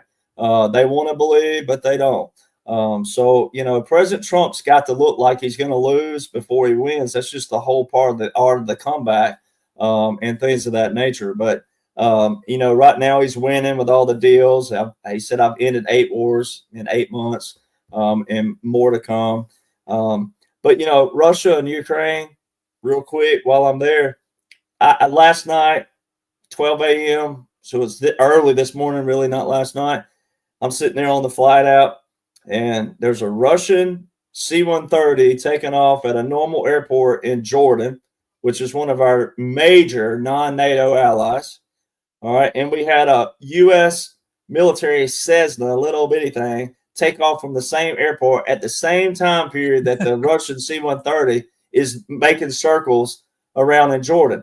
Now, ladies and gentlemen, in layman's terms, and in a way, and not to make you feel dumb, but if Russia and Ukraine were in a legit war, Russia wouldn't be in one of our non-NATO major allies just rolling around in a C-130 military aircraft. It just don't. Now, that's not a one and done. I have other Russian aircraft, military aircraft in other nations, allied nations, all right, all the way back to 2022 and beyond, but the ones that I started screenshotting for people. Russia and Ukraine were in Israel the week they claim that the war started, October the 7th, 2023. There's Russian and Ukraine military at the same time period in Israel. No, Make it make sense. right? Like I tell people, if they were in a legit war, they wouldn't be there together. And then two, they wouldn't be out of their nations. It would be a true, what they call an old school no-fly zone, and it would be a lockdown, and they would be engaged. You wouldn't see these military aircraft everywhere.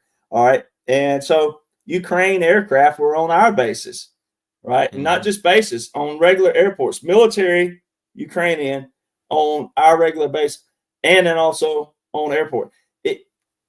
I tell people, today there were reserve aircraft up, helicopters everywhere. All right, they're not training. You know, you'll hear a few veterans out there that don't have a clue what's going on, what's been invoked, all the unique laws and order. I'm like, they're not training. That ain't how we train. They're not flying from freaking Indiana all the way down to Arkansas or wherever. Arkansas has their own National Guard. They have their own reserve components. They wouldn't need. It's all in operation. So now, what are they all doing individually? There's no way to know that everything. I would have to know certain things. There's a way to speculate. There's a way to know certain things, yes. But this is a massive moving piece, right? And so I don't know what they're going to do. I mean, the speculations, I mean, Obama is piping up again. Hillary's talking trash again. You know, like I tell people, so Obama and Hillary, those are your two key big name figures, right? But James Comey. So Comey, if he's free to roam, then how come he can't? This is not a Nintendo, by the way. This is my phone cover. All right. But if he was free to roam, then it's just like me. I just picked up my phone. I'm free. I don't like calling myself a public figure, but whatever. I get for sake of here. I mean, I have my phone. This is mine. This is my thing, right? I can get on X right here, right now. I have access, right? James Comey has 1.1 million followers alone on X. I mean, the old school swamp that we all lived under, because if you're over 40, you've seen it, right? It was dog eat dog. It was this, that, and other, and someone talk trash. He hasn't posted on X since June the 10th, ladies and gentlemen. But there's videos of him, I'm going to take down Trump. I'm going to get him. I'm not afraid of Trump. Oh, Trump did. Mainstream media captured. If he was free to roam and he was going to take down president, why wouldn't he be talking to his 1.1 million followers, right? That's the best place. Who revolutionized social media? President Donald John Trump. So why wouldn't James Comey be over on X talking to his 1.1 million followers? So that shows people, if they'll just divorce their emotions and feelings, all right, but also think of yourself. We're guilty. We all have it. We have to have them today. We have to, because everything about our lives are facilitated around this phone, right? And it's good when it's good. You have an emergency, got a phone right there, all right? But there's other things as well. So they're good when they're good. But I make that point to say, some people can't see that because they go, well, it shows they're posting. No, they're not. If this was free to roam, Comey could do just the same thing that Obama's doing. All right. Same thing. He could be talking to his people. If he can get on a video, why isn't that same video on his X account? Why?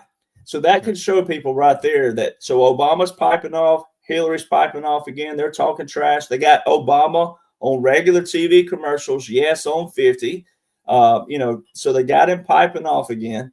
All right. So they're building the narrative. They're bringing him, because in reality, same thing with the Epstein files. If they had anything on President Trump, they would have used those from 2021 to 2025, but especially during the election year.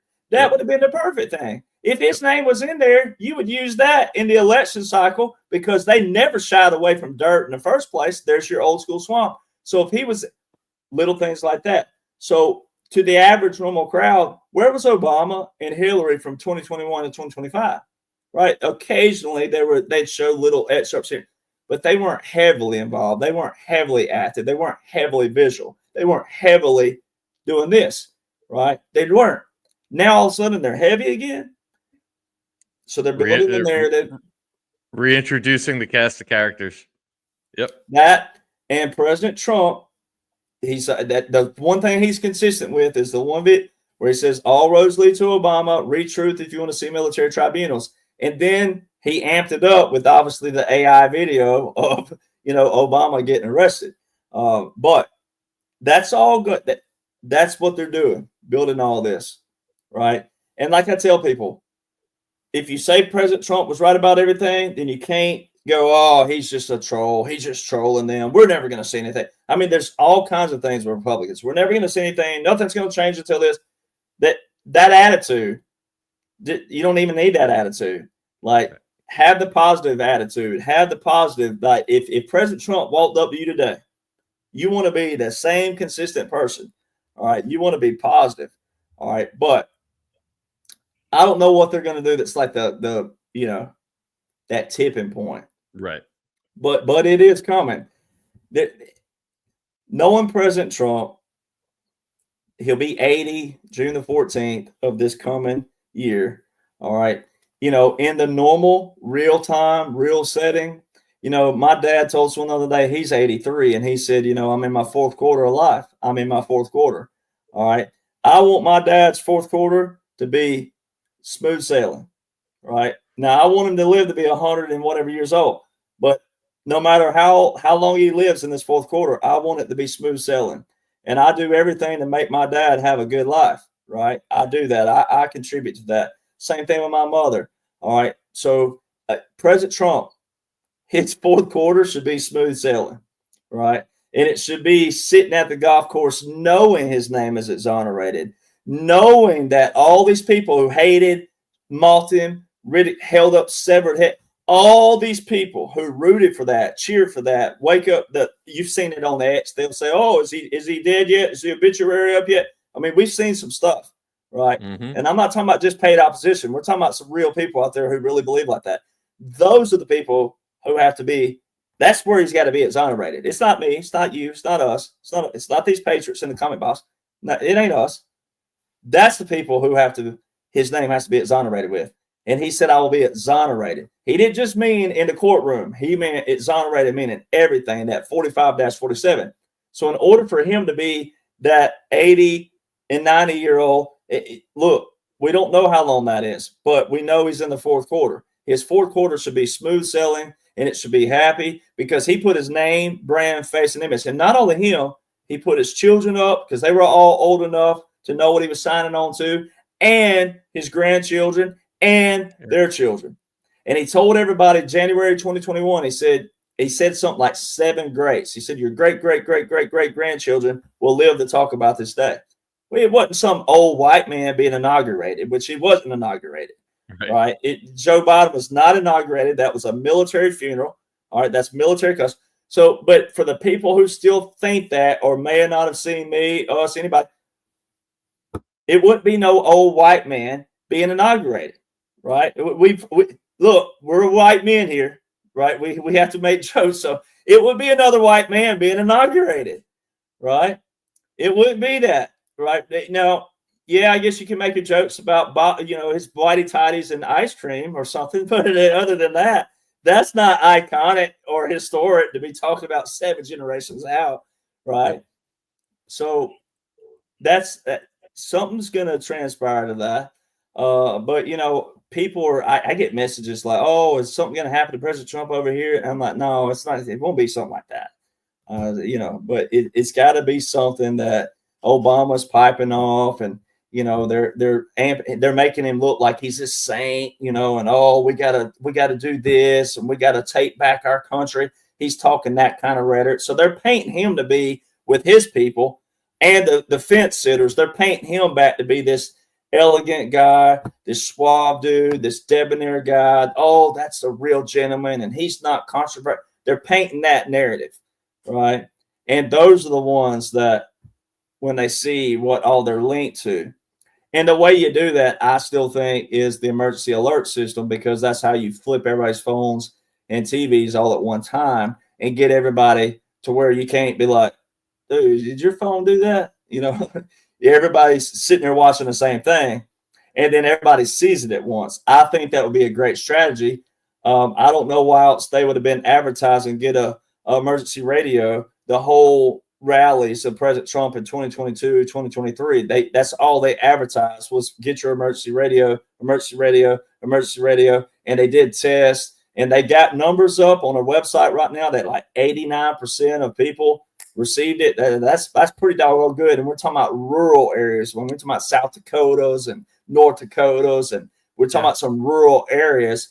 You see in the South right now, anybody's driving around Alabama, Mississippi, Louisiana, and parts down here, they're putting out these new fiber optic cables everywhere.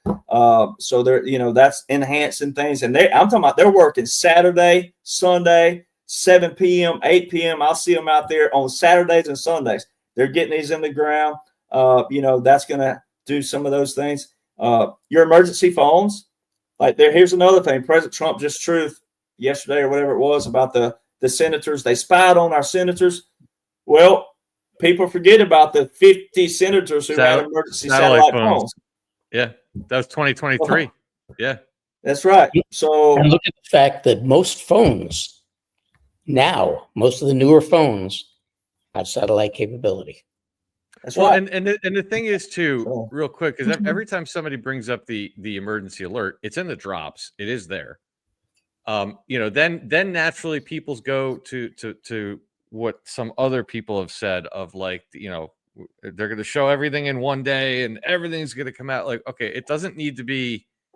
I don't think that's possible personally, but one emergency alert with it wouldn't be possible. But just speculating here, one emergency alert or one emergency alert from the military with one proof of something, but right then and there, that could be a way to trigger into a tribunal. And if you start to think about it, if the problem is bad enough that the military is saying, hey, by the way, we're going to take care of this one, well, all of a sudden, all that the volleyball game that we see on television of they indicted him, so Trump's indicting him, that all goes out the window, because now it's the military saying, okay, never mind, you know what, forget all that stuff, we're going to come in and fix this. So it doesn't have to be, That's where I go back and I tell people, if you doubt the military, you got 800 generals, right? And admirals. They're all walks of life. They're all ethnicities, nationalities, races, religion. I mean, at some point when people don't believe, they can't yell culture anymore. They can't yell things like that. Like if you want DEI, we'll give it to you, right? There's a ton of generals and admirals, and they're men and women, all right?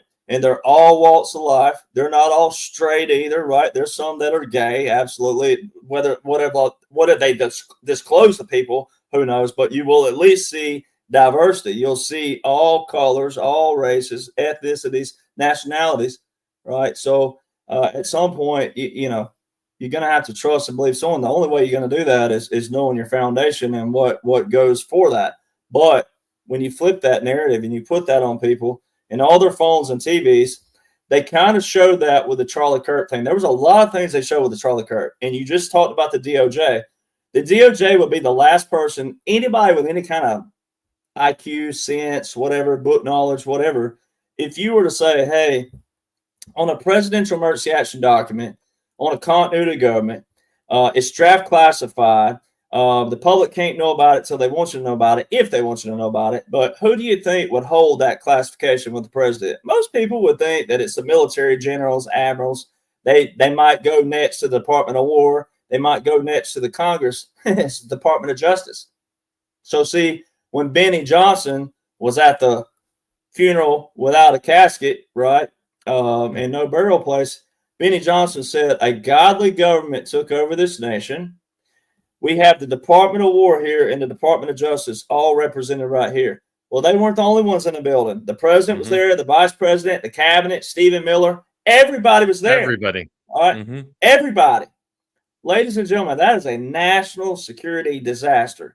Now, for the target audience, for the patriots, it's a no-brainer. It's all theater, etc. But for the target audience, that'll be a national security disaster, not just for enemy, but it's look at the location, tsunamis, monsoons, and then you also have earthquakes in that region. I mean, you could have had an earthquake and then the building caved. I mean, there's a lot of things that people don't think about. That's your strategic, your critical thinking that most people don't think about. They think, oh, well, why would the enemy? Well, one, they broadcasted everybody they were all going to be there. They pre-forecasted that. They said this. Hey, everybody's going to be. That would have been that. Also, in executive orders for artificial intelligence and also continuity of government, President Trump's had 7 this year alone on artificial intelligence executive actions. And then the continuity of government, the 14239, all these tie into freedom of speech, which are actually put in some of these executive orders, freedom of speech, and then the national security specialty event. That's NSSE. There's only been 3 funerals in history that required that type of security. We had Ford, and you had Reagan, and then Bush. All right. But what are the odds that Reagan and Ford are the 2 with the executive orders for assassinations? I mean, you can't make this stuff up, right? So all that ties in. So there's a lot of things that tie in, all these variables. And I did the breakdown of the laws and orders plus the visuals. I did that on one video. I'm like, if you want to argue that this is all military, the NSSEs, right? And then, Department of War, Department of Justice, everybody in one building, that would have been a breach of national security. It would have been stupid. That's another thing that in a normal setting, in a real setting, you could go, that's stupid. Like, that's something that could lose public trust on the flip and go, that's the dumbest thing they could have ever done. It could have looked bad for the public if they ever put the logic there. If that was a real time to go, why would President Trump put every freaking body in one building, right? He wouldn't. So there's a lot of things that showing people and teaching people as well. And so like little things like that are big things, but Department of Justice and the president. So all those things roll into what I talk about, the emergency alert, where it would be beneficial to there may be a general assembly, like they show the generals, all right, and then they have military, but then they have this personnel that walk out. Maybe that's where they undo them. If they undid their mask, everyone on one stage at an arena like that, with everybody's phone flip, nobody can say, I didn't see that, or, oh, that's AI. No, if everybody's phone and TV are all, the only way you would escape it is turn your phone off, turn your TV off, and walk outside and go hiking, hunting, fishing, golfing. That's the only way you escape it, right? But if everybody's phone and TVs are flipped, no one can be able to say, oh, that's BS, that's AI, that's it. No, if it was a true, not a takeover the wrong way, but you take over the systems and then you put this out. And I think it don't last a day. It would have to be well over a day. But how else do you also broadcast the quick trials? It's got to be universal. It cannot be where certain people have the option that yes, they can turn it off, but if they think it's over and they turn their TV on, they keep flipping channels. Every channel's the same thing, right? Every channel. No, some of them, it doesn't have to be hundreds of them, but some of the key ones are going to have to be. Oh yeah, yeah. Everyone's eyes on it. Everyone's eyes on it. It has to be that way. I don't see. And what you brought up before in regard to the planes, and the fact that they were all in one place at one time. People don't get it. One of the key things also that people have tended to forget is this is not a United States operation. This is a global operation. So obviously, again, with the planes taking off from the same airport, with all the key people being in one place, you're going to advertise that. There's nobody to attack because we're all working together. Well, another thing too that ties it is also with Charlie Kirk is the whole fact that nobody talked about, the ones that thought it was real, nobody talked about goriness, none of that. Oh, God, I can't look at that. They've been watching Walking Dead, Yellowstone, Ozark. I mean, those 3 alone, with especially Yellowstone and Ozark, has some of the goriest scenes you'll ever see in your life. They look real. I mean, so they also they've proven that the public is desensitized to a quick trial. Absolutely. Yep. Absolutely. I couldn't agree more. Mark, you had a question about the shutdown. I think you wanted to go to. Yeah. Well, we're talking about all of that stuff. With the shutdown being almost at a month now, and we know that the president has the powers at a particular point to shut down certain programs and this and that and the other, and just eliminate them. What other powers do they have in regard to all the people who've walked out, people who haven't gotten paid? One of the things that occurred to me, I know they don't have the power to do that, but all these people aren't getting paid. Why don't they just seize the pay of the senators and Congress people who aren't working and pay these people? There's money right there, but what powers does he have to try and kind of break the back of this publicly, and in the meantime take away a lot of their key programs that we know have to disappear because of Doge and what's coming forward?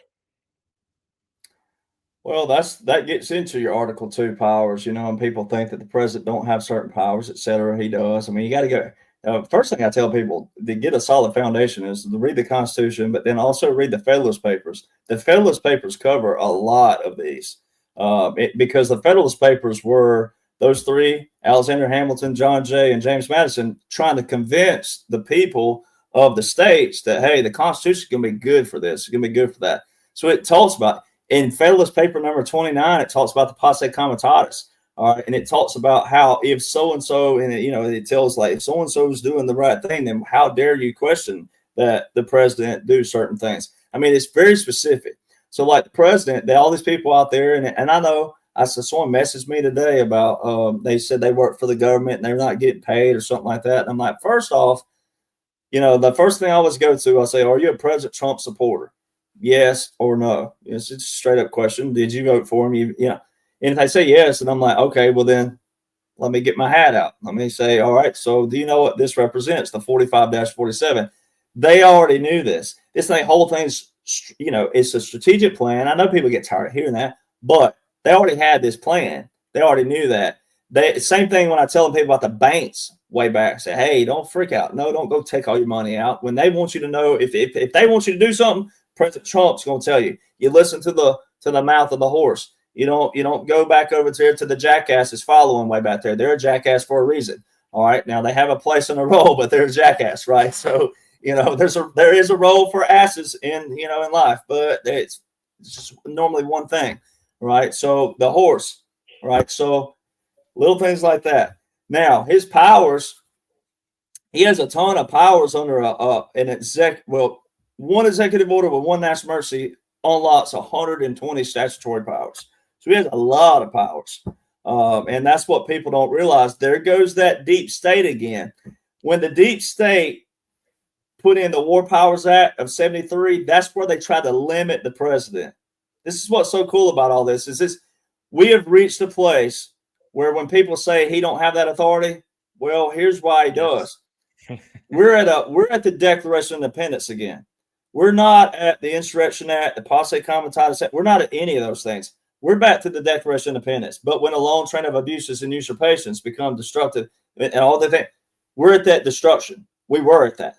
So we're resetting everything. So he has the power to do all that just based off that alone.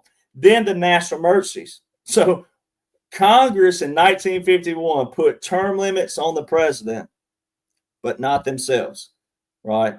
So that was a violation already of the United States Constitution. Article 2, Section 1, Clause 1, it just says that the president's to serve 4 years in a term. James Madison and Alexander Hamilton, two of the three authors that I just named of the Federalist Papers, their quotes in history said that a president should be able to serve unlimited lifetime, as many times as people want to vote them in. So Congress, 1951, 1973, Congress amended the 1941 and 42 War Powers Acts And they said they made it to where a president can only declare a national emergency and then give 48 hours notice to use the military. All right. Well, there's been some abuse of that. Absolutely. But that was also abuse. The abuse came when Congress overstepped the Constitution. Those Congresses. Well, who were those Congresses? Let's look back at JFK and what happened there, then Lyndon Johnson, etc. All right. So that's where the battle started. The president, Nixon, people trying to do the right thing, but then they were battling this deep swamp, right? And all this, the swamp, money, the lust of money, the lust of power, the lust of wealth. So we're well past that. So that's why I laugh at the Insurrection Act. I laugh at the Posse Comitatus. I laugh at all that because none of that. That's just distraction pieces. But that's what the target audience has to hear because it's lawful. But the laws come in back here with Article 2, and then what actually took place. Why is President Trump doing what he's doing? How does he have the authority and the power? It's because of Congress in 73.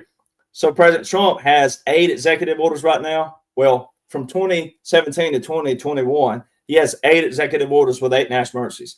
That is 120 statutory powers per every national emergency. So if one gets terminated, there's still 7 there. It's the same 120 powers, but it's the same thing, right? So he's able to do what he's doing. He's able to say what he's saying. He's able to act the way he's acting because he's just the face of it. It's the generals and the admirals back here doing all the real work, and then also all the components of government, etc. So the government shutdown part is all strategic pre-planned. And here's another reason, right? We were talking about this earlier, but I posted it right before I came on here, is that how's President Trump flying to Thailand and Japan, all right, $200,000 per hour to operate Air Force One. All right, so it's about a 15-hour flight, depending on which way you go, where you were before, whatnot, could be longer, but still, you just do your math on that. All right, did Joe Biden, for the people who thought Joe Biden was real, did he know to fund that? Because all the Air Force One operations are funded the year before. All right, and because there's no continuing resolution that's been passed, that's what the whole shutdown thing, that's what Mike Johnson keeps saying. We have a perfect CR. We have a perfect CR. That's a continuing resolution. We have a perfect CR. What's President Trump flying on? Credit? All right. What's he flying? So that shows people out there it's all strategically and pre-planned because they know what's coming this year. They know it's going to, everything's already been pre-funded. Everything is. And then you just had that, and you just happen to have the one of the heir apparents of the Mellon banking family came in and supposedly paid the money for the military. To me, I think that's all just a cover story. And I wouldn't be surprised to hear if in a couple of days, like Trump's like, oh, we got somebody to pay the air traffic controllers, and then we got somebody to pay this.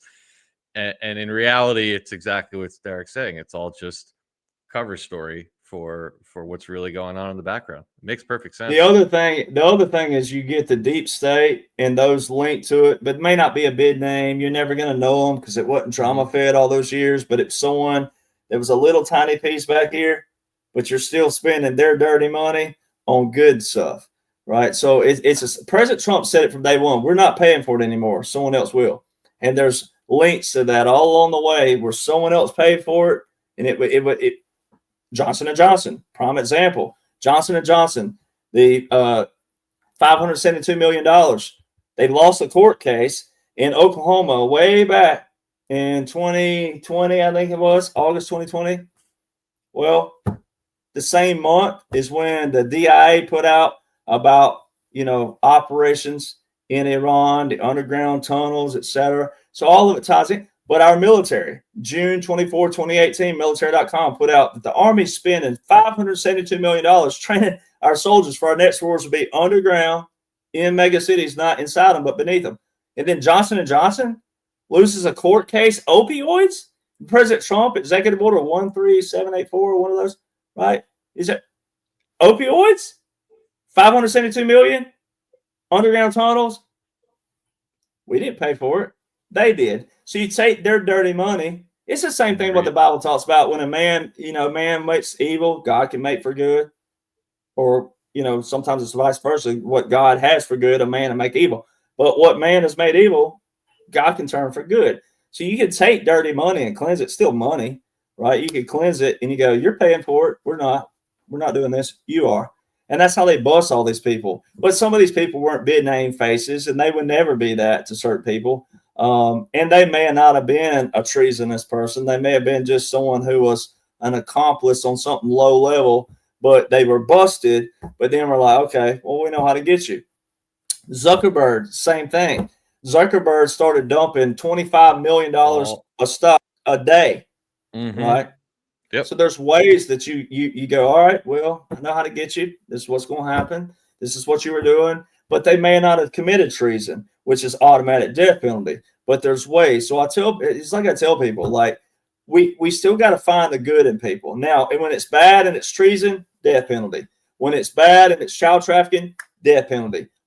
But when you get down to these lower levels, there's still a way for someone to be, humiliation, punishment, but then to rehabilitate. All right. And then what Americans do is just write everybody off for having one bad day. You write everybody off, right? You got a bad life. No, it's not that.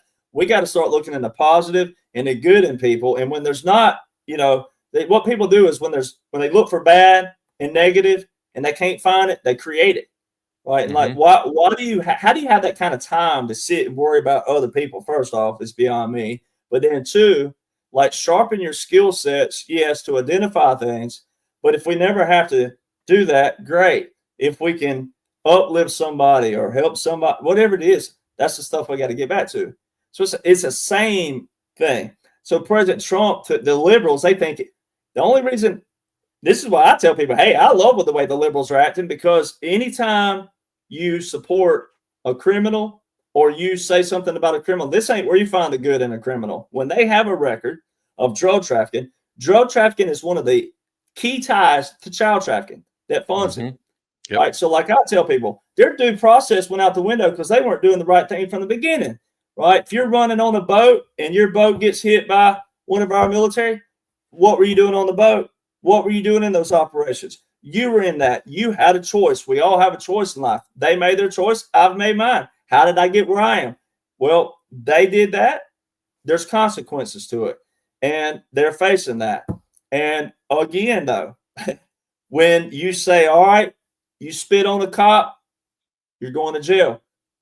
Well, it's going to be some guinea pigs out there. They're going to find out. And then when you start doing that, though, when you say, all right, here, if you do this, this is what's going to happen, and you start doing that, pretty soon people are going to go, I ain't doing that. I mean, in Texas, we were still hanging people up to 1935 in Texas for stealing a horse. All right. And they made the town watch it. So if you're sitting there and what did he do? He stole a horse. You think people are going to steal many horses? No, because they show people what the punishment will be. So see, President Trump looks like the big bad wolf. Most people love it, and we will, and they are.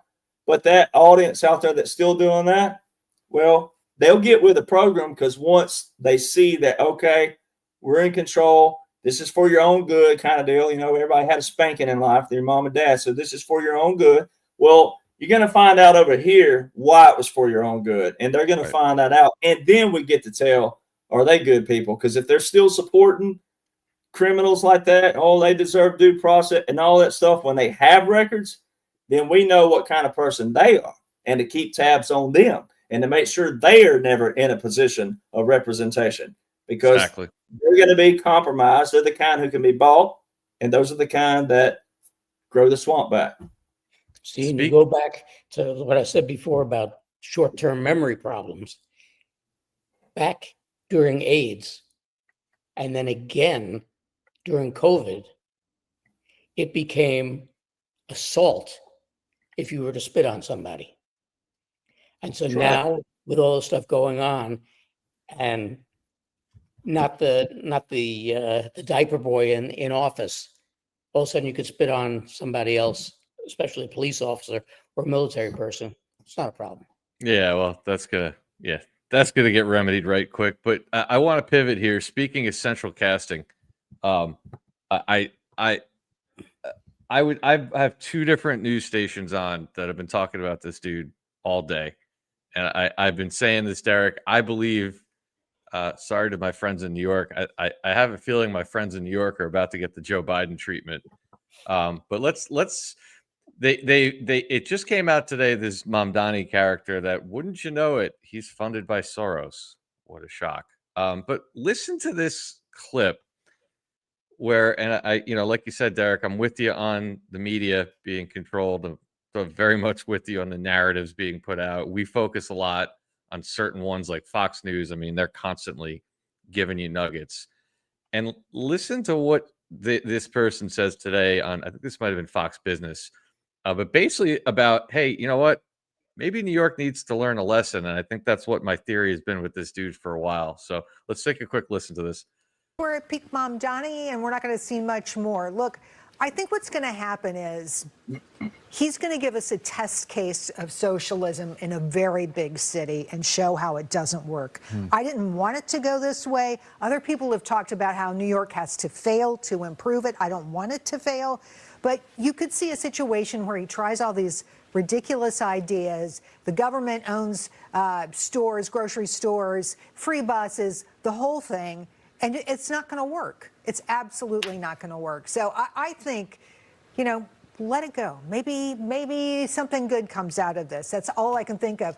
And also, it's just going to spur the flight of people out of New York. Right. All of the realtors that I know up in Westchester are like, yeah, we're going to get some of these people. No, they're going to Texas. They're They going see to big Florida. business coming. So Derek, excuse me.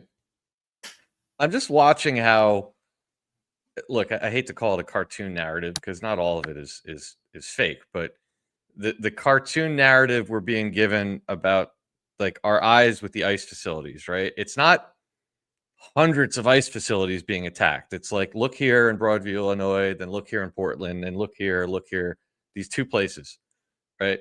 And the one place that was like the ground zero for the migrant show that we watched at the Roosevelt Hotel was New York City. And there's been, a couple of dust ups there, but very, very little. And Trump hasn't even mentioned about sending the military into New York or any of that. But this dude, all eyes in the country are being put on this dude.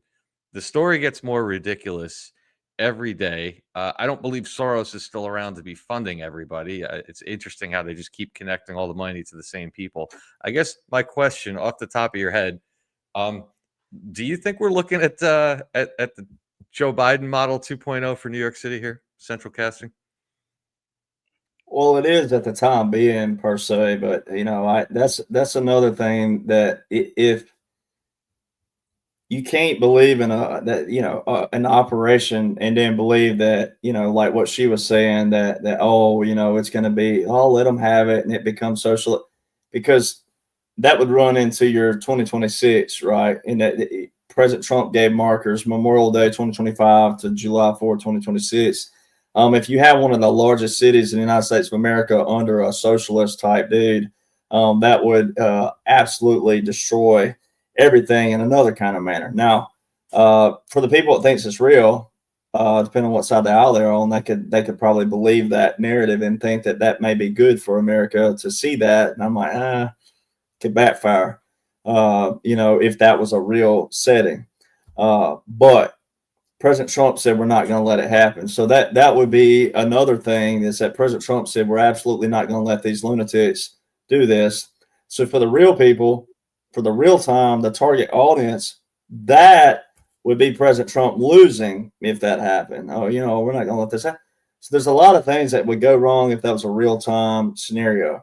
But in the operational standpoint of it, the mainstream media, they are captured, and there's plenty of ways to prove that via laws and orders and President Trump's, posts, etc. So I think right now that's a distraction piece still, because it is New York City. It is it is his hometown, his home city. It's hard to say town because, anybody's been to New York, that is, there's no way I would ever live in New York. You couldn't pay me enough money to live there. But New York City, rather, I could live in New York, but not New York City. But other than that, I think it's just part of the distractions. George Soros, you can't, not you, but people, you can't believe that he's still free to roam and that and believe that President Trump's able to do what he's doing everywhere, because that is one dude who was an evil son of a gun and had a thumbtack on the whole world and the planet at one time. That was the deep state person that the whole thing is about, taking that person out, and then all the rats connected to it. And there were a lot of them. But that's why it took some time. So some of the operations been real, absolutely. But it started way back, But where President Trump is now, if it was real time, it wouldn't look anywhere remote close to what it looks like. There would still be some, some key visuals that people would see that would go, ooh. There's none of that. So, but I do think that the distractions are necessary, because it's how they're setting it up.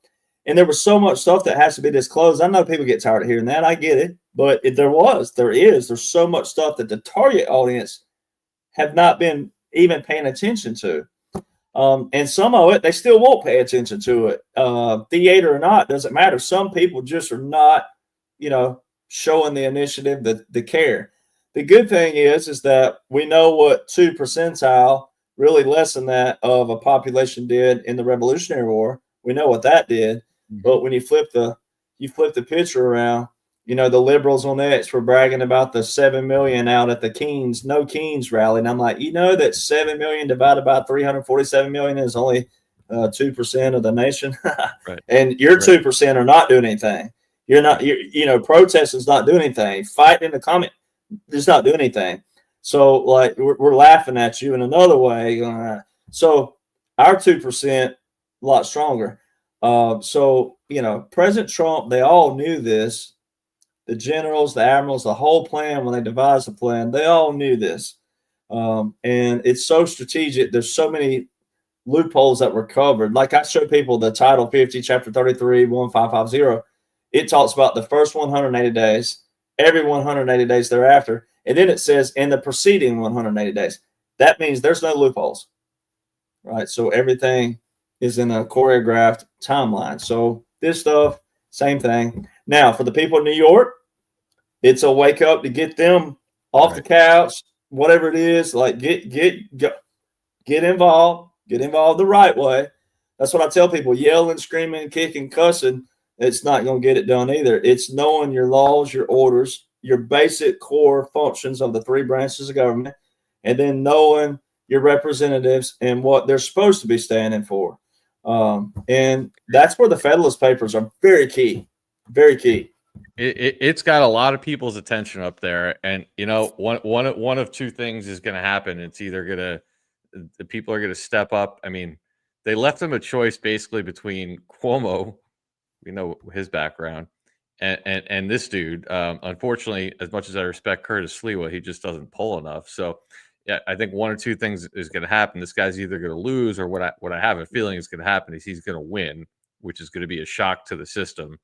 And then I would guess, and I'm just speculating, they've seeded enough stuff about his citizenship and his background and his financing. I could see them popping him in there for a month or two, just to kind of shock the system and scare people, and then have some kind of takedown or something. It's interesting, but it's garnering a lot of attention, and it doesn't surprise me now that they're trying to bring some focus down to a little bit more of the local level in what is, arguably the most powerful city in the country. So it's no shock. And the way they're just beating it nonstop. I mean, here, it's on the screen again right now, nonstop. Like, there's your clue. When we always say one of the things we say is if it's over the top, it's an op. Well, it's also like if it's nonstop, it's probably an op, because they're just drilling it over and over and over again. Mark, I don't know if you have anything else. I got one more thing I want to run. And then if you have any other follow-ups, we can keep going. I was just going to comment on what you were just saying, because it's not just, New York is obviously a linchpin there, but it's happening. It's like a media setup almost, because it's happening in New Jersey. It's happening, look at what they're presenting in Virginia. Yep. And how they set that up. So it's happening in a bunch of places. And you look at what they're doing, like the 2 focus points that Derek was talking about just a couple of minutes ago, it's Chicago and Portland. You go back and forth between that, and they're setting it up almost like exposure for dummies. Yeah. You're playing this in a manner in which people can, you'd have to be a dummy not to see the ridiculousness of what's going on in Portland and Chicago. You have to be a dummy not to see that this guy who wishes an opponent and his kids dead, all these things that they're putting out. That's the best guy they could come up with to run for AG in Virginia, right? Like the Exactly. best person they could come up to run for governor of New Jersey couldn't walk at the Naval Academy because she was in a cheating thing, and she got fined in Congress for insider trading, and she doesn't know where $7 million came from. Like those are the best people that these powerful elites can come up with, and even Mamdani. Like, I personally think that Mamdani, and again, I know most people aren't going to think about it the way we do, but we were told by Q, repeats necessary. So let's look at the parallels, right? Here's a guy that's openly a socialist, right? All the Muslim connections. He's got connections. He's got pictures with campaigning with one of the guys that was an unindicted co-conspirator for the '93 World Trade Center bombing. And then on top of that, he's funded by Soros. And Fox News today was calling him his manufactured ascent. So who does that remind you of? Obama? Except what's the difference? We didn't know when they were doing it with Obama. That's the difference, right? That's how to me, that's where the clue is that it's an operation. Because with Obama, nobody was, I remember watching him rise. And I'm sure there was some very, probably some people here in the audience that are OG conspiracy theorists, but 99% of the population wasn't saying like, hey, do you know this guy came out of nowhere and who funded him? People just didn't do that back then. And then he kind of turned it, then he got in and he was a Trojan horse and he turned it to basically a socialist. Well, this guy's coming in the front door saying he's a socialist, and he's coming in the front door with everyone saying, hey, his citizenship isn't right. And he's coming in the front door with the Soros money being plastered all over the news. To me, there's a parallel there. It's almost like they're trying to, subliminally maybe do some predictive programming for what really happened with good old Barry. Obama, Obama missed the most amount of days you can miss as a senator to keep your seat. Mm-hmm. That's like voting for a class president who never comes to class, but also don't know anything about what's going on in the classroom, period. Like that's and so so there's a lot of correlation with that. And it's also it's a tester for people voting because we're still under the Title 32 with the troops at the polls. We're still, which is federal, so there's presidential. All right, and so the Executive Order 13848, the national emergency is still ongoing. So that this is still a tester. People still have to be involved. At least get down to the polls, vote, but also know what you're voting for. We're not a socialist nation. We will never be a socialist nation. We will never be a communist, socialist, fascist, any of those, Nazi, etc. People need to learn their basics again. But I was going to say real quick, I do have to go eat here shortly, so I forgot I got to be at dinner. But all right, I got one more quick one for you then, just because I a lot of questions about this. You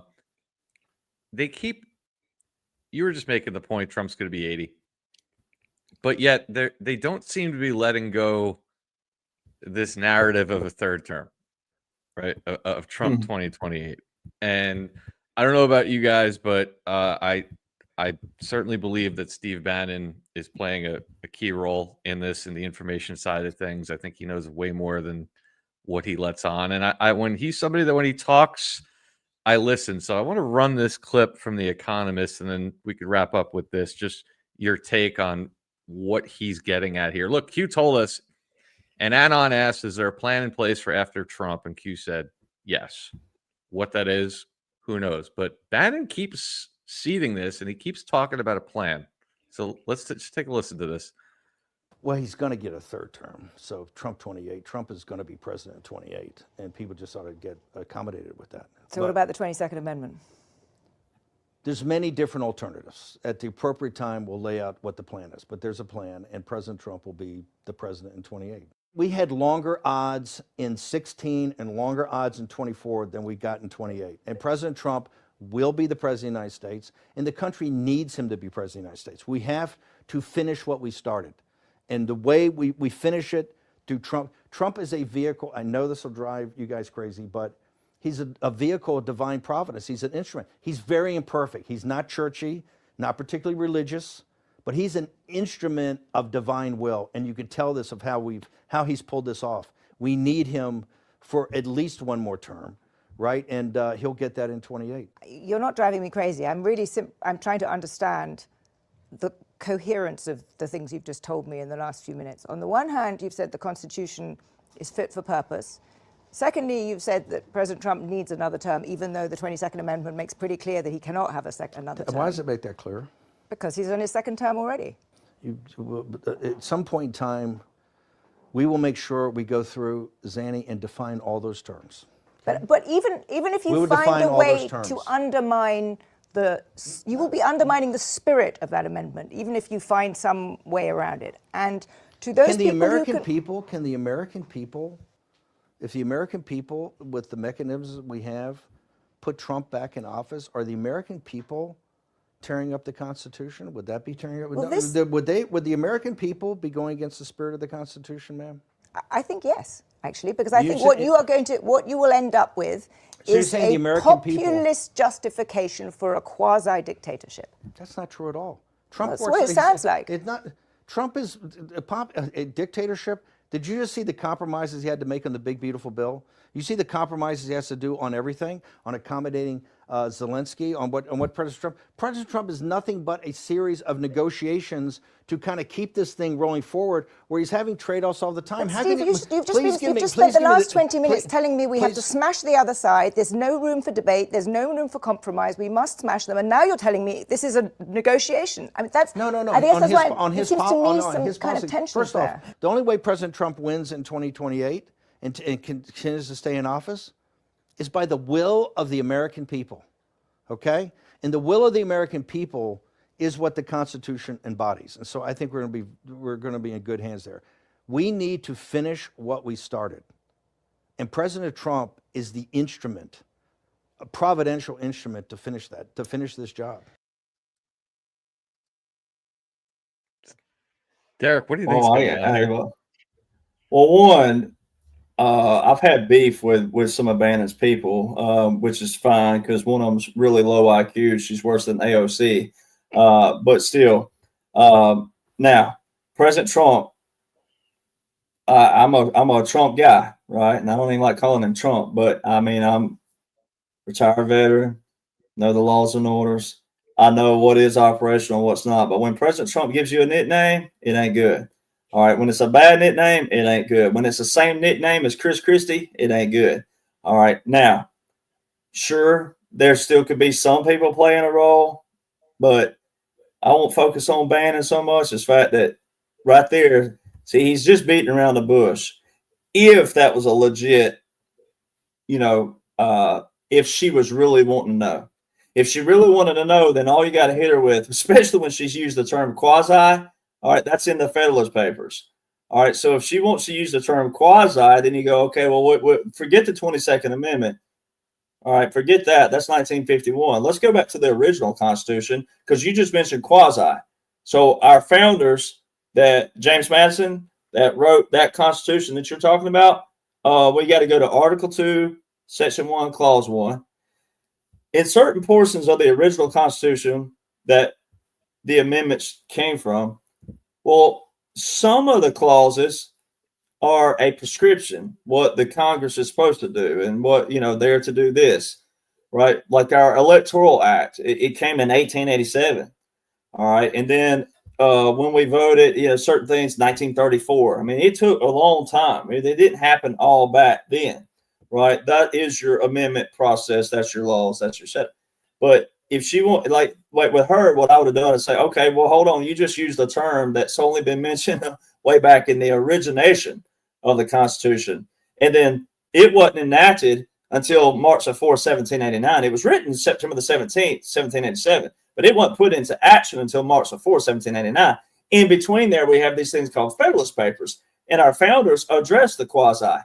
All right, so you just mentioned a term that only our founders talked about. So, and then the Federalist Papers were the three authors, John Jay, Alexander Hamilton, and then James Madison. So what you do with her is you say, if that was a true, genuine question, you say, all right, well, let's go to Article 2, Section 1, Clause 1 of the Constitution. All right. It just says 4 years in a term. So it wasn't a command to the Congress to go, hey, you get to set the date of when, you count the electoral votes. It's not a command. It tells you that the president has 4 years in a term. Our founders never said anything in the sense of in a documentation that it should be this. They derived the whole the two-term thing when George Washington voluntarily stepped down. But that has nothing to do with anything. It's not in the Constitution. And the founders left that up to the people. And then when you read the Federalist Papers, it's all about the people. It talks about the people, we have the power. All right. And then it talks about us being the government. I mean, there's so many things in the Federalist Papers that it's there. So with someone like that, if that would have been a genuine conversation, then you go, well, you just use the term. So if you're going to go by principles, you're going to go by origin, then you can't be using the term quasi and then turn around and not know what Article 2, which is executive branch, right? And then it says 4 years in a term. You had Roosevelt who served 4 terms, right? Elected by the people. The Congress changed that. That was Congress who changed that.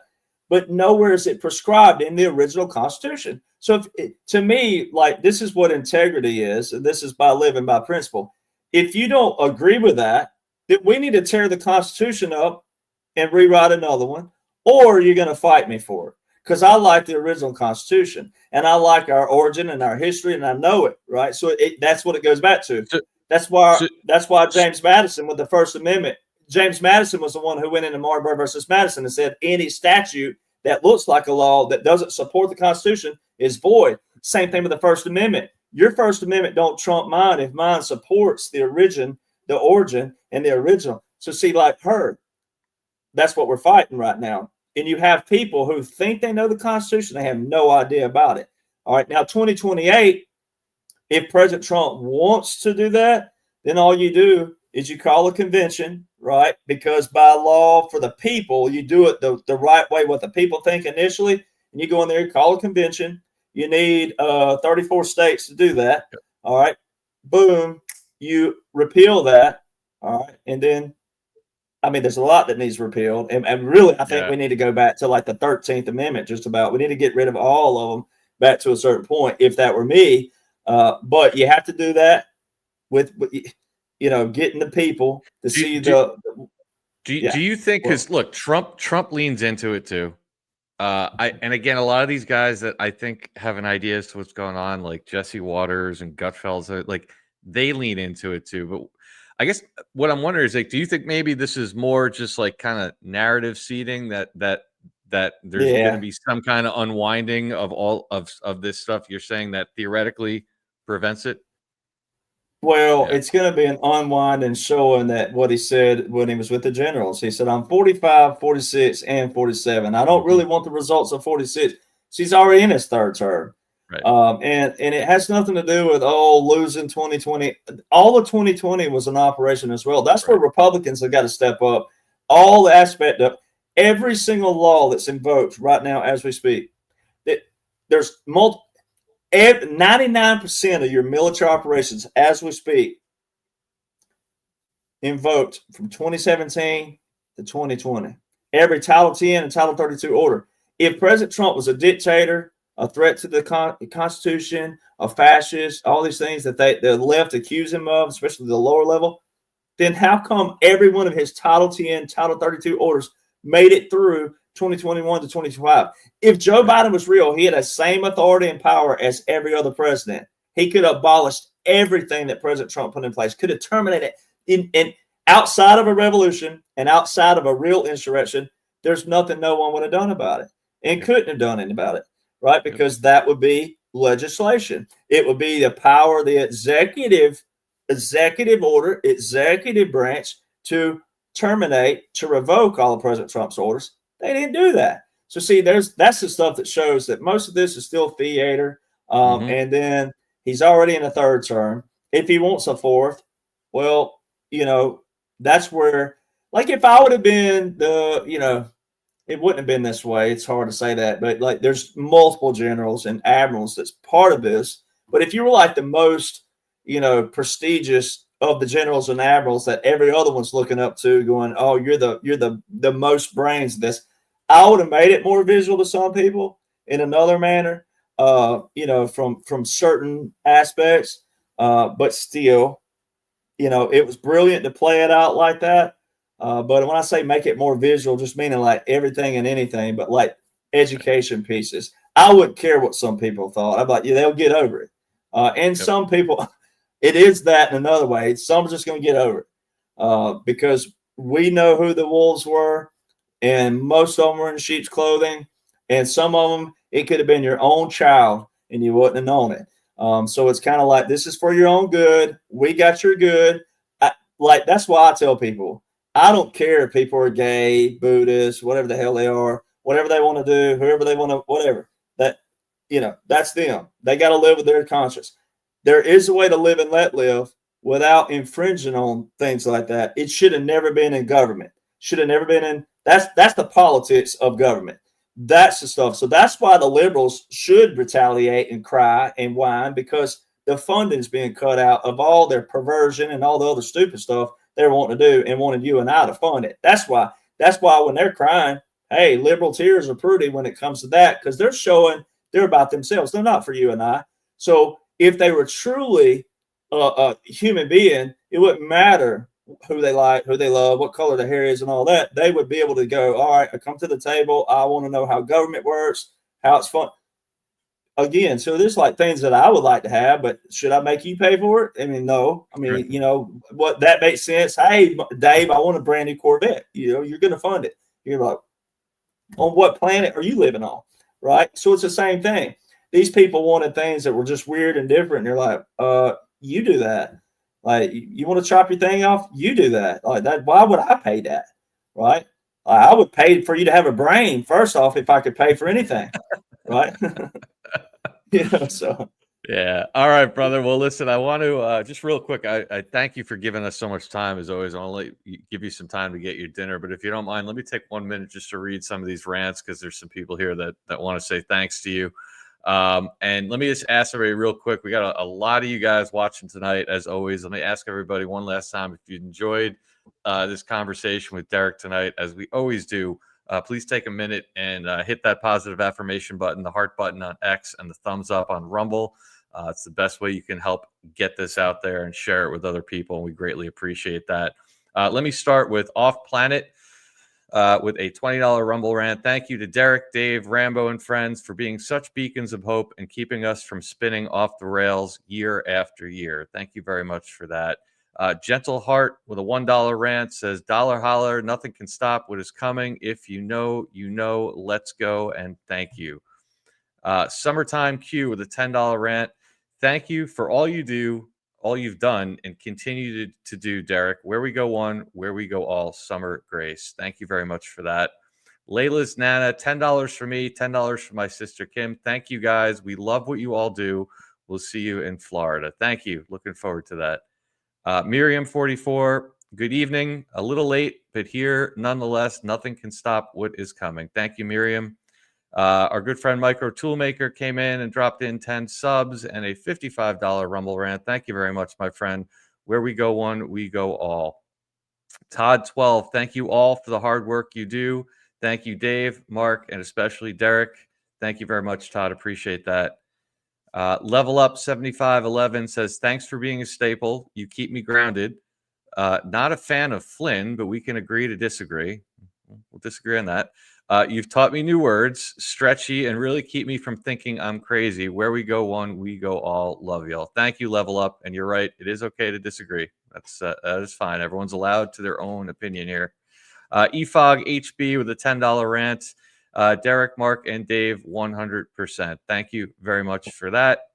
Kermit for Swigler with a $10 rant says, "A great show as always." Thank you, Derek. Yay to the Truth with a $1 rant. Dollar holla all. "Derek, thanks for the wake-up call in early 2023 on X22. Our blood pressure went back to normal. Thanks, Dave and Mark, for all you do." Thank you very much for that. Our good buddy Joe Rambo and friends with a $20 rant says, cheers, friends. Much love. Great show, gentlemen.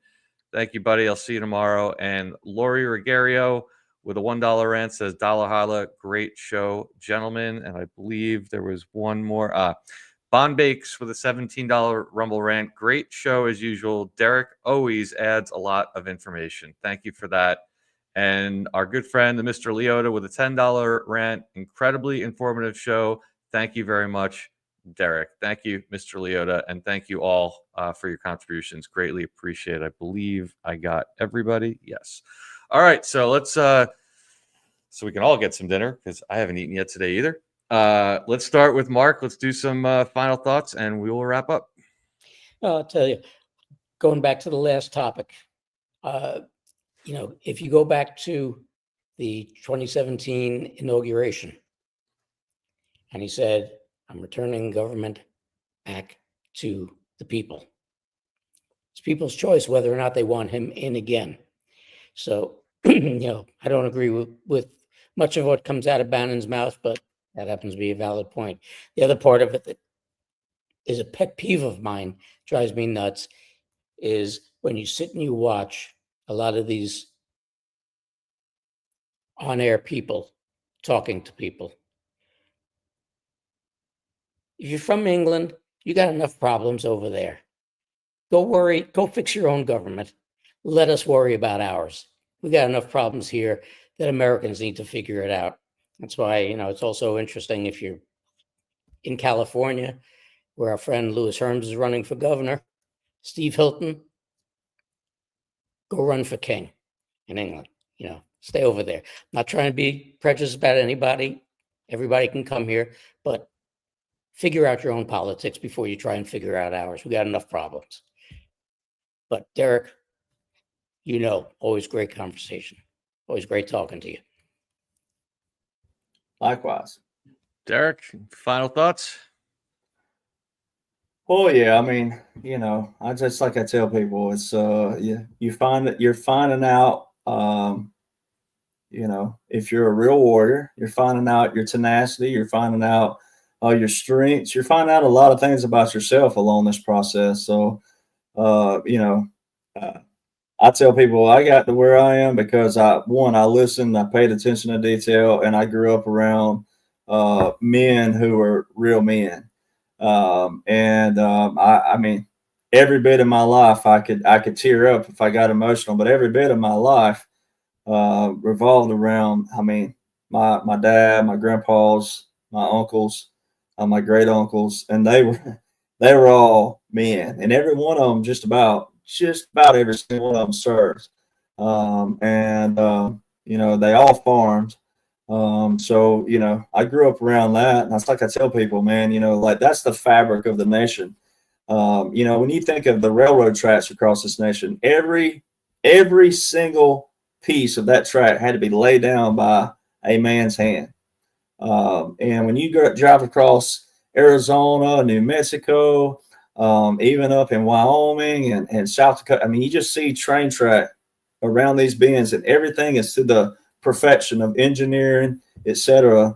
When you think about that, that was before technology in another kind of manner. You think of every little square inch, square mile, etc. That's the kind of men I grew up around. My grandfather, he was a surveyor he did things for the Department of Agriculture. And that's back when they had to get out and really like put chains out on the ground and measure like that kind of stuff. So, there's a lot of things that our country's gone through, but every person has to be involved, every person. And then, when we get on the top of everything again, then the money won't be an issue, like the way we live, the materialism. So it does start here. It starts right here. And everybody has to have that initiative. And when we get back to a team concept, but not DEI related, but a team, when you start thinking about your neighbor over yourself, then we'll start really, flourishing again. So there's a lot of things that people are seeing. So, if I'd have been president, you'd have seen a lot more, and I'd have been a lot more of a but that's just me. I watch your X account. That wouldn't shock me. I love how you know. I mean, I know a lot of the generals, and I know a lot of the colonels. I know a lot of the key players, but man, I mean, it's brilliant. You know, when everybody does come together for that greater good, and people will see the whys and the hows down the road when that's appropriate. So just hang on and hang tight, and you got to think like Tiger, man. You know, she ain't smiling anymore. The deep state ain't smiling. Amen, brother. Amen. Well, Derek, as always, thank you so much for doing this, man. Thank you for being generous with your time. I see all the comments asking for Derek to be on more often. We're definitely going to do that. I'll be honest with you. I got busy. I got bad at scheduling, and it's been way too long. I have to give full marks to Derek and his team. Anytime I reach out, they get back to us right away. So I promise you we will do more to make this a regular thing, because I promise you I enjoy hanging out with Derek and talking to him as much as any of you guys watching. So that is my apologies to you guys for not having done it as often over the last couple of months. But I have a feeling as we move, especially towards the end of this year, we're going to have lots of good spicy stuff to talk about. So definitely look forward to doing it again. Again, Mark, thanks for being here, brother. Derek, as I always say, man, thank you for your service. Thank you for everything you've done to help and continue to do to help this movement. I don't think people realize that, I always remind people this. Derek's written a couple great books, and he put obviously his laws and orders together, but Derek doesn't have a regular show and a regular channel that he runs. He spends most of his time doing this, volunteering his time to go around to all these different podcasts anytime and help people understand what's going on. So to me, that is a true warrior. That's a true patriot. We greatly appreciate it, brother. And I look forward to doing it again soon. I, of course, want to thank each and every one of you guys for tuning in tonight, as always, for all your incredible support. And of course, I do not want to ever forget to thank our incredible admins and mods, Kerry, Kat, Claudia, and Doug, for all the help. Tomorrow you can catch myself and Rambo 2 p.m. Eastern for Tuesday D class. And of course, Wednesday night, Mike King will be here. Also this Thursday, we'll do our bi-weekly show with our good friend Patriot Underground, Open Lines Friday, D class Saturday. So we got something going on every night this week for you. So we appreciate you guys being here.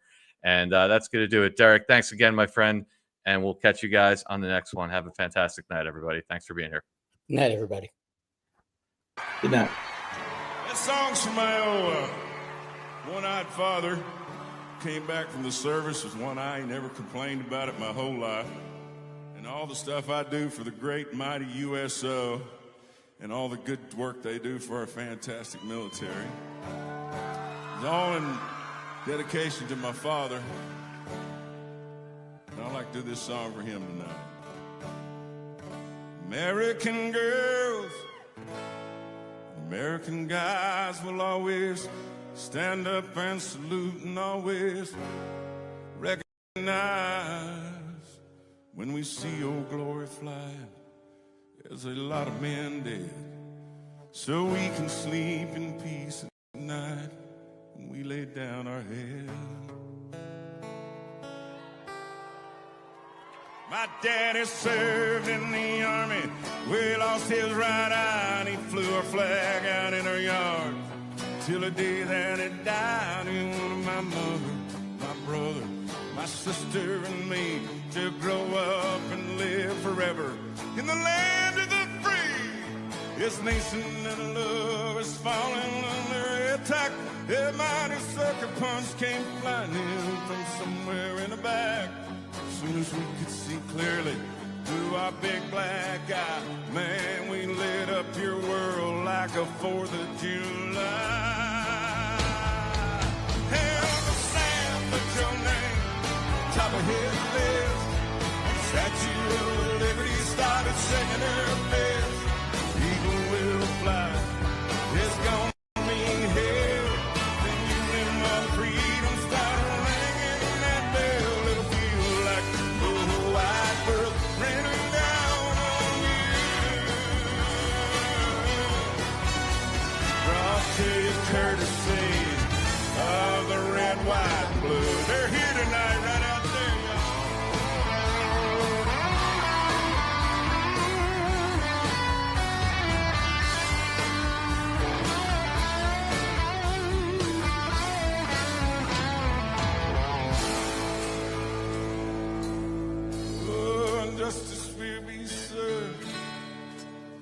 battle will rage.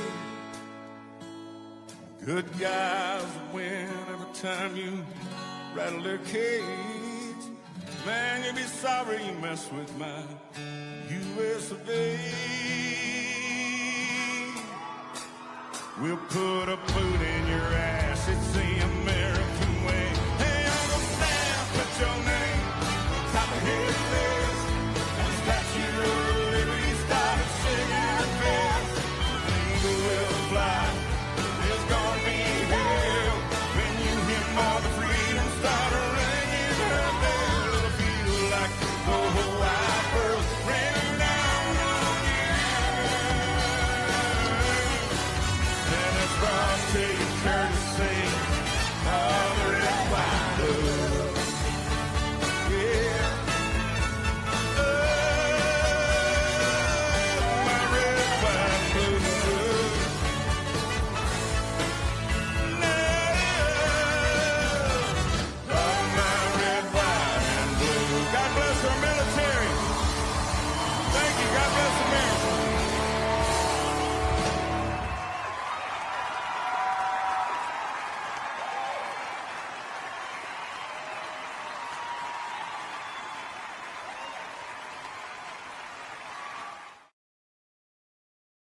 That's treason. That's treason.